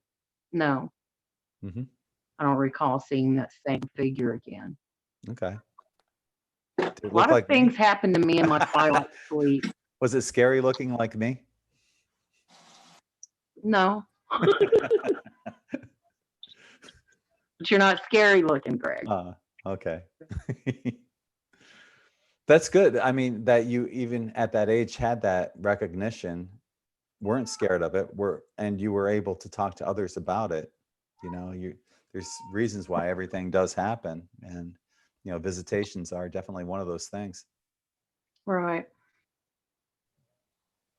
I had probably a year ago a being leaned their head against my cheek, and I felt all this love, like they were kissing my cheek. I don't know what that was or who it was, but that was in twilight sleep also. So when you're saying twilight sleep, was that as you were about to drift off, but you're still cognizant? Right. That's Right. I see clips of stuff when I am drifting off to sleep. I'll hear voices. Yes, yes, yeah. You know, and that's Years I exactly heard what my happened with father. me. That's when you can channel. That's the most ideal time for channeling is that point in time. That's also when you can tap into your third eye and seeing, get visions and stuff like that. That's if you can learn how to maintain that. It's called the alpha state that you're in right there. But if you can learn how to maintain that state of thought without falling asleep, that's the tricky part. But you can actually have conversations with those voices. You're actually channeling. That's what you're hearing are these voices that you're channeling in. So you can actually have Right. conversations. What I would recommend is that you have a pad, like a notepad and a pen next to your bed. And this is what I ended up doing because I would write my dreams down, but I would write down the conversations that I would have with these beings that I was channeling as well. So practice that and get back to us and let us know what's going on. Okay. I was wondering, has anyone ever used binaural beats, the audio beats, where like basically you have to use headphones, but it's supposed to actually induce like an alpha state of consciousness or a delta state of consciousness or various states of consciousness? And I mean, I've tried using them and they do seem to have some effect. I mean, they do seem to make meditating a little bit easier for certain things. But you know, you've got to maybe they work for me because I have such bad tinnitus. I always have tones going on, so I'm always either having to pay attention to tones or ignore them. But I was just wondering, has anybody else ever tried using those to reach an altered state of maybe consciousness during meditation or anything? Guess not. No, I have, but I was letting other people talk. I have. I've used them. Okay, so I'm not alone in that, and it seems to be beneficial. So it's good to know that other people are using those, you know, because right now I think anything that can help us raise our consciousness and our vibration is a good thing, basically. On YouTube, Melody is saying I'm using them right now. So yeah, Awesome. Scotty Boy said yes as well.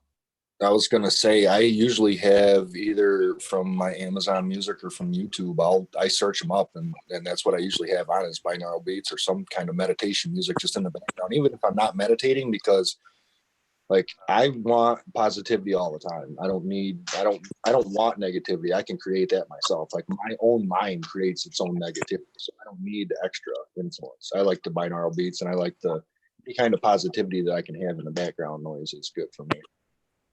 I was about to say I do that myself. I usually sleep to the YouTube, like it's not a binaural beat music. It's called Solero. Anyway, it's a tone that they play that actually helps, you know, the chakras and things like that. And so yeah, I sleep to that just about every night. It's pretty awesome. My daughter has one that she prefers that we put on every night for her. That's it's a one and then it's an hour and a half binaural beats sleep music, and I put that on to just like it just is on repeat until she gets up in the morning, and she will not go to bed unless that music is playing. She loves it.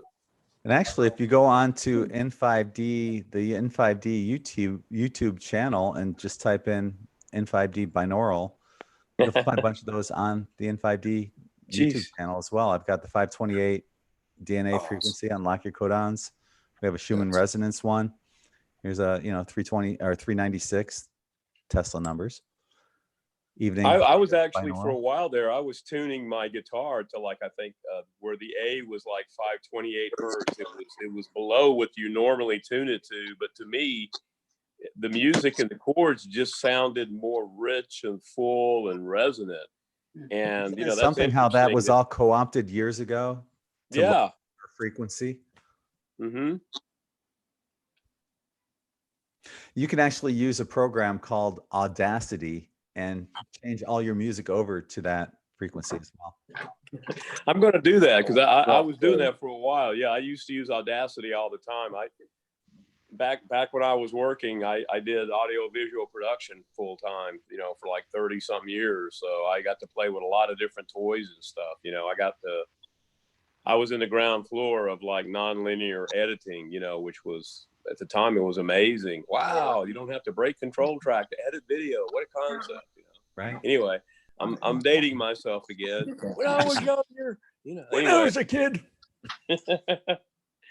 You kids get off my lawn, you know. My mother was, she worked for a local radio station part-time, and she would do interviews throughout the area. And she had one of those old reel-to-reel recorders. Oh, Lord. Yeah, one of those that weighed about she had 200 pounds. oh God, she had to tote that thing around. But she ended up giving that to me, and I had so much fun with that thing. But yeah, when I was a kid, when I was a kid.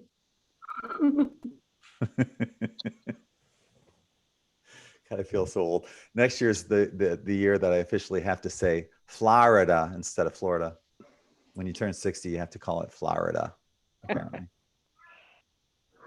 Florida. So, anyone else want to jump in? Hello.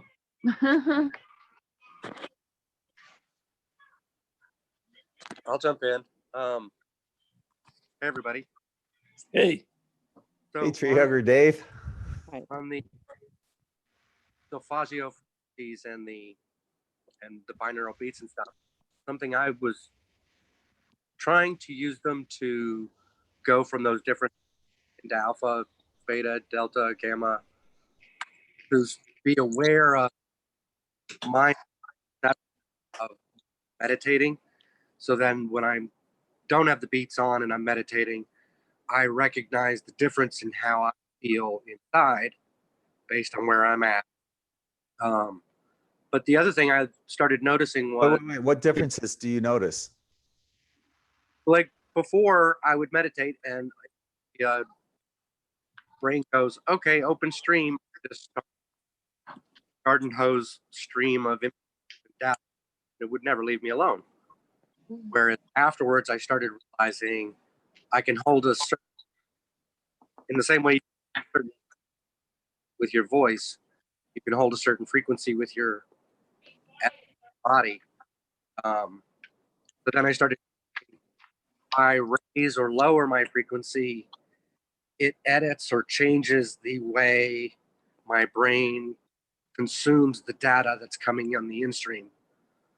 So I can hear all the chatter of the infinite chaos in my head, and I can move that to say the awareness of, oh, that's just my irrigation system bring my life with data.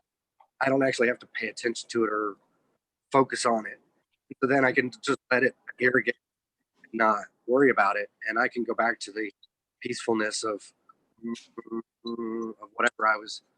whatever happy thought everything else could just be, doing its thing, and it wouldn't. Does that make any sense? Mm-hmm.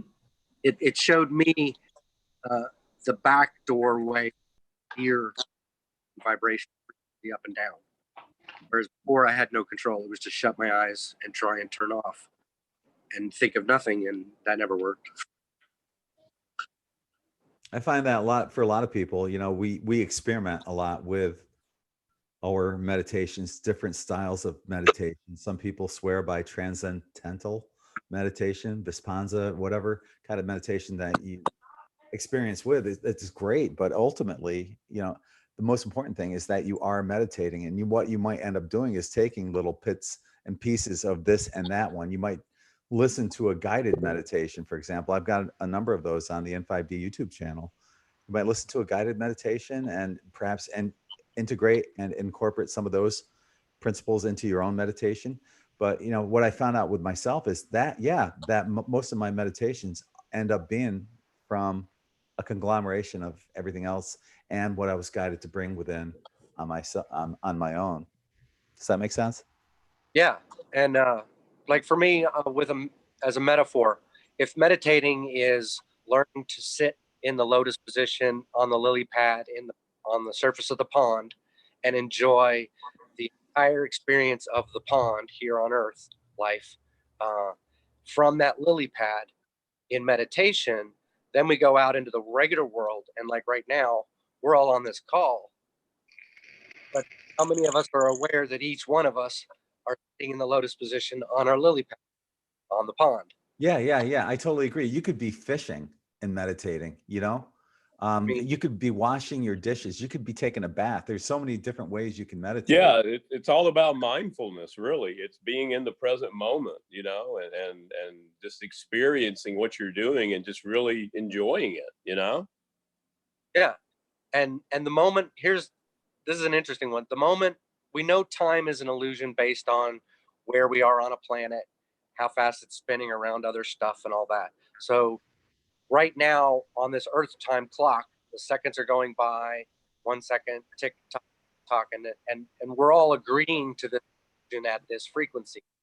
If multiple people, like we're doing now on this group call, are holding a particular frequency for this time space, we're collectively agreeing to our illusion of this time frame, this timeline, this bubble, and we can let it get as big as we want all the way to infinity.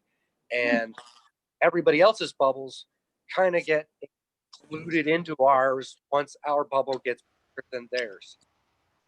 It's one of the reasons why evil will never win, because it can't comprehend a bubble big enough to include good in itself. You know, and that's a great point. Look at just the amount of people that we have right now. There's 71 people watching on YouTube. We have a group of people here on Zoom as well. Just think about all that vibration, all that love and light that's here right now, which is, if you were to look at any major television station right now, which might have, let's say 200,000 people are watching CNN right now. We've got much more love, light, and power right now in our small little group than those 200,000 people watching Exactly. right now. We are influencing what's going on in the collective just Mhm. by doing this and being together. We're We're all part of the collective. We're perceptively aware of the, like you're saying, in the part of the collective, all of us right now are aware that we're all in different spots all over the world watching this. And even though individually we're all time of day, but the people watching CNN, how many of them are actually connecting to the other viewers, the other people who are experiencing reality? Whereas we're all aware that, oh, look, here are other people who are experiencing life with me. And Beauty, you know, the beauty of this whole experience is, even for those who are watching this on the replay, say tomorrow, the next day, next year, they're still connecting into the now, this present moment of what's happening right here, right now on this video. So it's as if time never existed. They're still being part of this collective. Yes. So for anybody who watches this, if they feel like they've had an icky day, they can go to the realization that this happened before on the video, so they follow that timeline back to watch the video tomorrow. We have two questions. Start over, like unplug from the bad day, replug in good day. We've all done this when we feel like crap and we go to YouTube and we find a video from somebody we like and we listen to them, and then all of a sudden, bam, we're back into a really feeling good frequency. I always tell people, you know, sometimes we have longer shows. The New Year's Eve show is like 5 hours. We've had chats on here that have gone for 4 hours or 3 hours. You know, and it's a long time to invest into watching a YouTube video, but sometimes you can just put it on for background noise, whatever, you know, because you're still absorbing it. You can even put it on as you're about to go to sleep at night, kind of like a bedtime story, because you're still going to be picking it up on that as well. So, you know, make a playlist or so. I've got a playlist on all these live chats that I have. Just play the playlist, you know, fall asleep and have some amazing dreams. Yeah, it's because of the vibe that we're creating while we're on here together collectively. Our collective energy creates a vibe that's going to draw people in anyway. I mean, that's why we're doing what we're doing. We're all here for the same purpose. Yeah. And I know it's not easy for a lot of people. Some people like Kim are not extroverts or are not introverts like the rest of us, but most of us are introverts, and it's not easy for us to get on here and do this, but we do that because this is what we do. And now more than ever, it's more important Make another to come on slide. and share your voice, your stories, and everything you have to share with us. Now's the time. What does two of each things?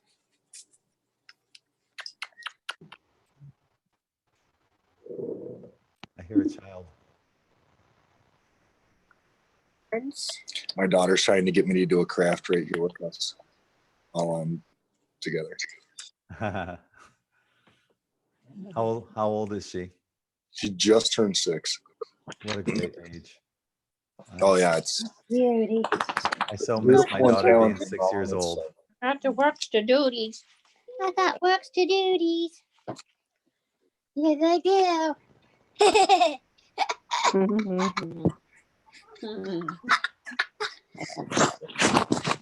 It's one of the best jobs, in my No, I opinion, think that you'll ever have. I Is think being she a parent. teaches me more than Probably I the best teach her. job. Oh yeah, no, there's nothing else in this world that I love more than being a dad and learning from her. Actually, she teaches me so much. Yes. I think I'm teaching her, but she's the biggest mirror that I have. Literally, Yep. like if I'm being a certain way, all I have to do is look at her, and she's like, "Yeah, this is exactly how you're being. Just look at me. I'll show you." The best lesson of unconditional love you will learn from your children. Yeah. Oh yeah, absolutely. Yes, I have older children too, so I yeah. He definitely knows how to take care of me.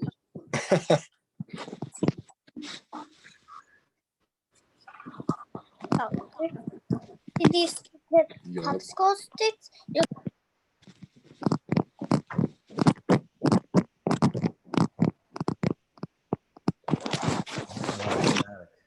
From Gina, I'm gonna mute her mic right now. Just like, I don't know what that noise was.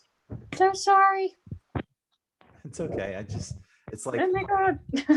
that kind of noise, you know? Oh, I'm sorry. I put a fanny pack on to carry you around. And I took Okay, it out. that's I what we're won't do it. hearing. We're I all hearing apologize. your fanny pack. Oh my God, that's so precious because I kept thinking, why can't I hear anything but this noise? You Yeah, know. yeah. So I apologize to everyone. Won't happen again. Okay, I will not mute you. I'm But I very won't aware. tend to If do you could that see my face, I apologize. It's okay. It's okay. So Greg, there's a couple points I'd like to bring up. Sure. With being an old soul. Thanks So for have you getting us noticed back on like yourself? Have you noticed yourself or like others like reverting back to older music rather than the newer music? Well, Like yeah, older because the new music, music like sucks. even sometimes in the 40s music. Yeah, the new music sucks. Especially as a musician. And like Go ahead. No, go ahead. Especially as a musician, I used to play in several hard rock bands in the 70s and 80s. And the lead guitar back then was much more difficult to play. It was more intricate. Now it's so cheesy and mundane, if they even have a lead guitar in any of these bands. So it brings me back to the days of when I used to play in a band to appreciate the art of playing lead guitar. And then, as you mentioned, even beforehand, perhaps my last walk-in, who appreciates swing and big bands, has given me that appreciation for that as well, and the ability that it took to write those kinds of music. Have you found yourself experiencing? It's kind of weird how we're reverting back to like the older times, especially because I was born in the 90s. So, I didn't ever was sheltered. I wasn't allowed to watch movies or anything. But I'm actually reverting back to like the Mozart time era, like that type of music, piano music, music that's really slow and my brain can process a little bit more, because sometimes words I can't understand, or because I'm epileptic, so I'm kind of slower. Like my learning process is really, really slow. And it just seems like reverting back to like piano music, even at like, you know, or like even like jazz, like you were saying, like even listening to a guitar, someone just string a guitar like slowly. It really helps key in certain DNA codes and helps you trigger those certain moments from when like it triggers like younger childhood memories almost like, and the healing process. And I've noticed when I listen to older music, it really helps me heal a little bit better, or like not faster but like more like slower pace rather than like the speed of, you know, that's going on right now with the cars and, you know, slowing down time. And I think that's where the older, you know, I get along more with the older generation rather than my own generation, because my generation sucks. Sorry guys, but I like hanging out with older people because I like the energy from them, the stories, and I get to mix in what I can learn from them. And it's just I like the older generation of stuff. I've even been listening to Queen a lot, so it's really funny how like music can shift your reality. My grandfather, my mom's parents, her mother is all Italian. Her father is all Spanish. He came from Spain, and he would they immigrated to Ellis Island, you know, early 1900s, and lived in Astoria and Brooklyn, New York, where my mom was raised. Eventually, my mom met my father. They moved to upstate New York, where I was born. And my grandfather would come up. He would bring his guitar with him. He self-taught himself how to play guitar. And he would play his acoustic guitar. He'd break out his guitar. And as soon as he took his guitar out of the case, it was almost like, you know, he was the Pied Piper. And it was like a magnet for me. I'd sit in front of him cross-legged and watch him play. For as long as he would play that guitar, I would just sit and watch, amazed at the beautiful music he was able to create. And it was that flamenco Spanish style guitar that he played. So apparently there was an affinity to that kind of music with me. He ended up buying me my first electric guitar when I was 12. It was really, you know, the intention was beautiful, but it was really an amplified acoustic guitar. It didn't have distortion, didn't have any effects on it back then, but it was my first guitar. And he ended up passing shortly afterwards. What I ended up doing was writing a song in his memory, and I played it for my mother. And every time I see my mom, she tells me to bring my guitar down to my parents' house, and she tells me to play that song. Ah, And it very makes her sweet. cry. It makes her cry every time Love it. because it reminds Oh. her of her father. Mm. So there's something, like you were saying, getting back to the point, there's probably something about, you know, certain periods of music, and maybe there was a past life there that I just can't recall. Or maybe it was a walk-in that I had, but my grandfather greatly influenced me and music. Well, realize I'm on the same level as you. Yeah, my uncle used to play bass guitar, and when I turned 17, I got my first acoustic, and I got an electric guitar. So, yeah, Cool. I can feel you on that. realize too that as we grow older, we change, we learn new things. Our palette changes. The what color we get, our taste buds change. Children who are under the age of 10 usually hate bitter things, and it's because they haven't developed the bitter taste buds yet. They still have all the sweet, sour, and salty educate themselves through before they can have an appreciation for the bitter. In the same way, I think music and sound does that. If we've graduated from learning all the lessons at a certain level and we decide, okay, I'm ready for something new, let's say we connect to an old life, even if we don't or are not aware of it, then the music of that other life or of the new class, whatever we're taking, You know, if our soul needs to appreciate Renaissance architecture, it might take a trigger of Mozart music to draw us in, and all of a sudden we start looking at architecture, and then all of a sudden, boom, we see a picture of a building, and it triggers our past life, and now we have access, able to step up. In the first 7 years of our life, we're acclimating and accustomizing ourselves to our own chakras as we plug into the who we are as a being.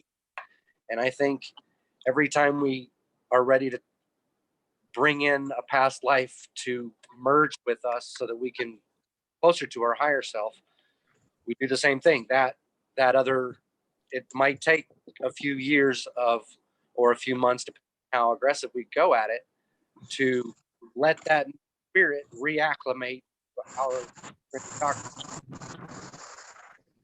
being in does that make any sense? Mm-hmm. Yeah, yeah. You know, I was just, it actually made me think about something. You know, when I was a kid, my parents would play this one guitarist. His name is Andre Segovia, and he would play classical music on guitar.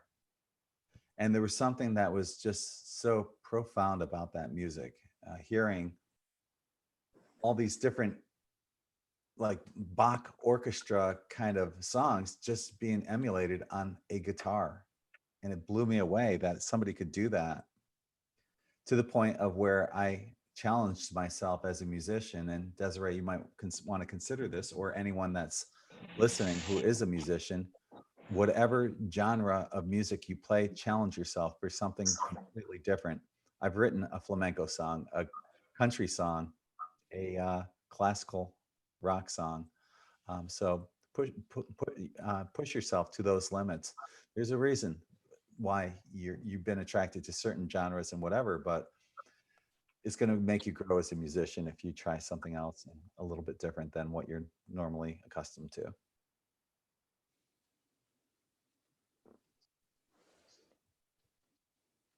Thank you. Hi, Julian.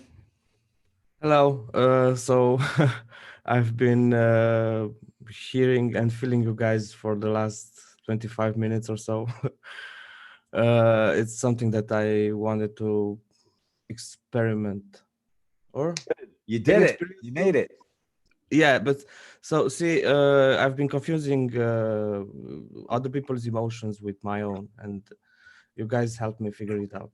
Just like now, hearing you all, your stories, and thank you so much. You know, everyone's got amazing stories, yourself included.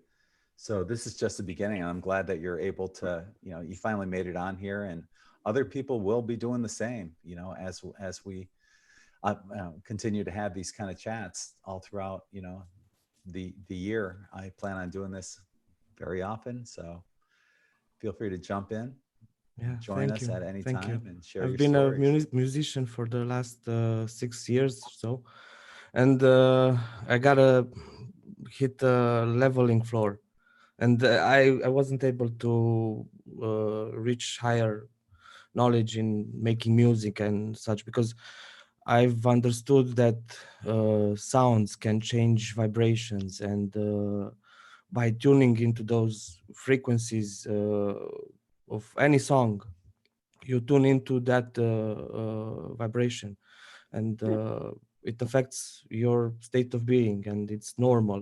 But what if you can create them?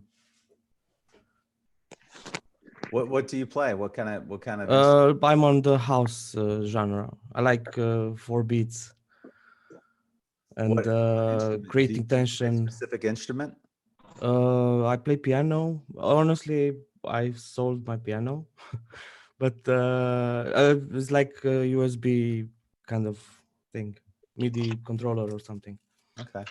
And but I still do create music in Fruity Loops and like doing it. And I've noticed that through each event that I cross, it kind of I kind of see the signature in my own music on that event. For instance, I've had my birthday a couple of years ago, and I had lots of friends coming over, and after they left, I started creating this beautiful song that I truly loved doing it. And when I showed them, they said that it sounded pretty good and whatnot. But after that, I realized that each emotion can be put into sound. I don't quite know the real connection, but I know that there is one, actually. There's a certain enjoyment that comes when you can create something out of nothing, as musicians often do. And you know, one of the songs I created, it was actually for my daughter for her birthday party, and I figured they can put lyrics to this song and just for something fun to do, but they never got around to doing it. And a lot of you people that are here with me right now have heard this song before. It's a song that I wrote. Battery 80%. I'll put it on right now. But it's the song that I use for a lot of the bumper music here on N5D. It's that 2012 song, if I can find it here. Here it is.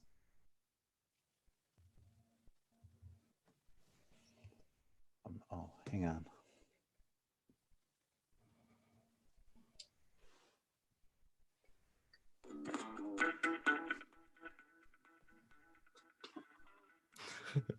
Sounds good.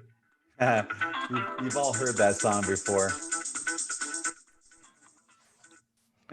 Yeah, well, I like guitars. Like all my songs got some sort of guitar in there. So yeah. And by the way, I'm an old soul too. Of course, of course. I think everyone that's joining us right now is an old soul. I did it. You didn't hear that right. Can you guys hear me? Yeah. We hear you. Oh my God. Okay, well, I just got the. Finally, yes. I saw your hand up, and then I unmuted you, and then there was no microphone there, and. Oh, I was excited that, you know, I hit the right thing on my phone, because it's all like down at the bottom, but it's like hidden, you know. I had to hit the little dots down there, and then there's all this stuff came up. So, oh. Well, that's good. You're teaching me at least, because I've never tried this on the cell phone. It's always been on my laptop. So. Yeah, I'd rather be on a computer, but it's all I got right now. So. That's okay. You made it though. Thank you. Thank you for having me. Anyway, I'm learning, just listening to everybody. I mean, I'm learning so much different, interesting, helpful things. I appreciate everybody. So I'm done. No, that's great. No, thank you for joining in and sharing your codes, and you know, and not being a stranger, breaking out of introvertedness if you are a fellow introvert like most of us. Mm-hmm. Yeah, pretty much. I pretty much, you know, always thought of myself or used to as a loner and, you know, all that stuff. But now I want to reach out. I want to get involved. I want to help other people. And it's just really different. Oh my gosh. All right. I keep getting interrupted here. But I'm just going to keep coming back, because just today I'm learning so many different viewpoints and things to look up and learn about. So thanks, guys. You're welcome. You're welcome. Thank you for once again joining us. Like I said, keep seeing Jean. She keeps raising her hand. And all right, Jean, you're unmuted. Can you hear me? Yes, we can. Finally, you're on. Hooray. How are you? I'm good. How are you? I'm good. I'm good. I saw you had your hand up. Face to face. Did you have a question? How's everyone doing? Raised? Not really. I was listening to the discussion about the old souls and about knowing if you're an old soul. Yeah. You know, and that really resonates with me, because most of my life, and most of your panel has been discussing this, but you know, feeling like a loner, feeling alone. You know, you don't really fit in. You're like in the in-between spaces. Feeling like you want to make a mark on the world, but not really knowing how you're going to do it. I don't know. There, I you have know, I there's have so more many questions traits. than answers. Yeah. There's so many traits that we all have that we can relate to with one another, um, about Mhm. how we do feel like we've been here for many, many, many lifetimes. And You can ask the universe for those answers, the answers to those questions.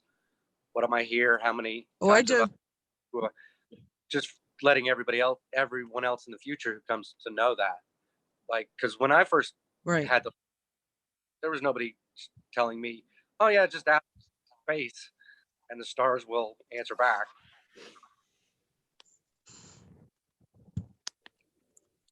Well, I don't know if it's the stars or, what exactly I'm connecting to.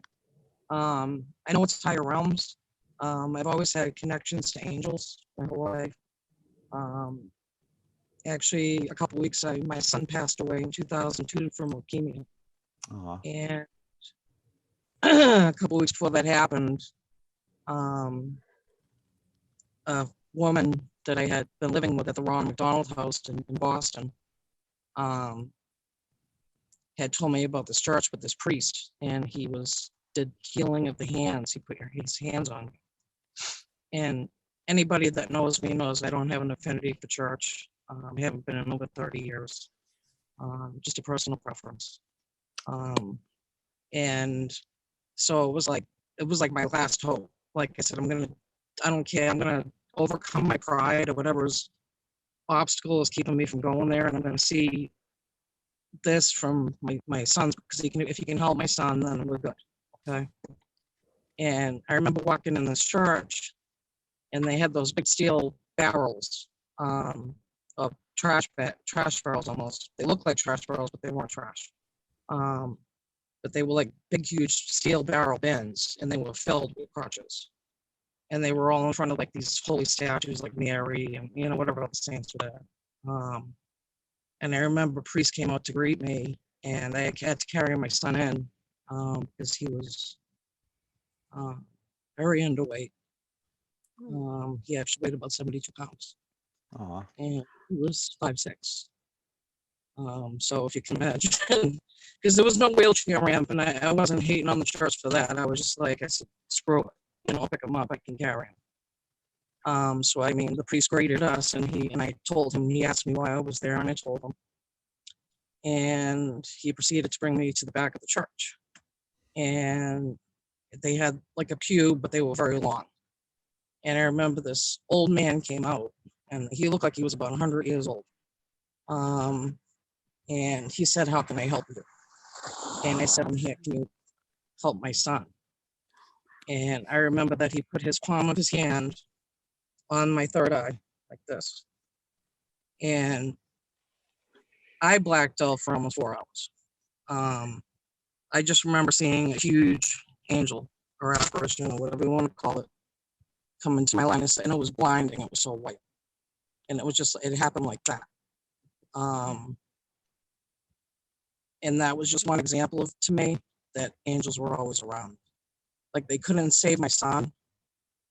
Like, I don't know if it was too late or that was just the way it was supposed to be, but it's like they saved me by his passing. Does that make sense? yeah, it does. Yeah, I lost my It sister. opened up that lesson. So I lost my sister in 2011, and long sorry you before lost. it was her time either. And it's never easy losing a loved one, but I've come to terms that everyone's got yeah. their exit points, and sometimes that's it. Regardless of age, they only agreed to come here for a certain X amount of years, and just to appreciate them for while they were here, knowing that we will see them down the road. Now, with my sister, she visits me in my dreams, and she's young and healthy and happy. Does your son visit you, or has he visited you? Very, very rarely. Very rarely. How did he look? I had actually worked with. Was he healthy and He was happy? healthy. Yeah. Yeah. It's a good Yeah. feeling having. He actually told me what he did on the, he told me that he, on the other side, he crosses, helps children that pass away, that are traumatized because he kind of went through the same thing. But he told me that he helps children that are just crossing over to cross over, like to not be afraid. And he also paints. And he showed me the tree he paints under, and it looks like the tree of life, but it's way bigger. And he says, I sit under that tree, Ma, and I paint, and I help other children. So that brought me a lot of peace. We talked about Metatron. What was that? Metatron. He's the tree of life. He's the one who cares for the innocent children. And Gene, I feel like a Native American presence with, like, of you. Like there's something with Native American with you in your blood or within your veins or something. But if you call on to Archangel I have a lot of Metatron, past lives in Enoch, shaman.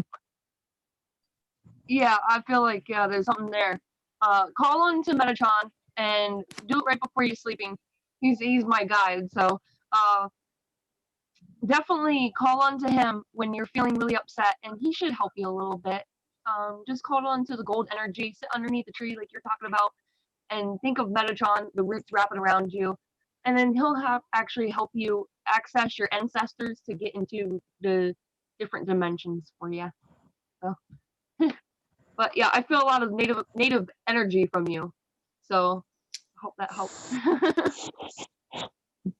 Thank you. I appreciate that.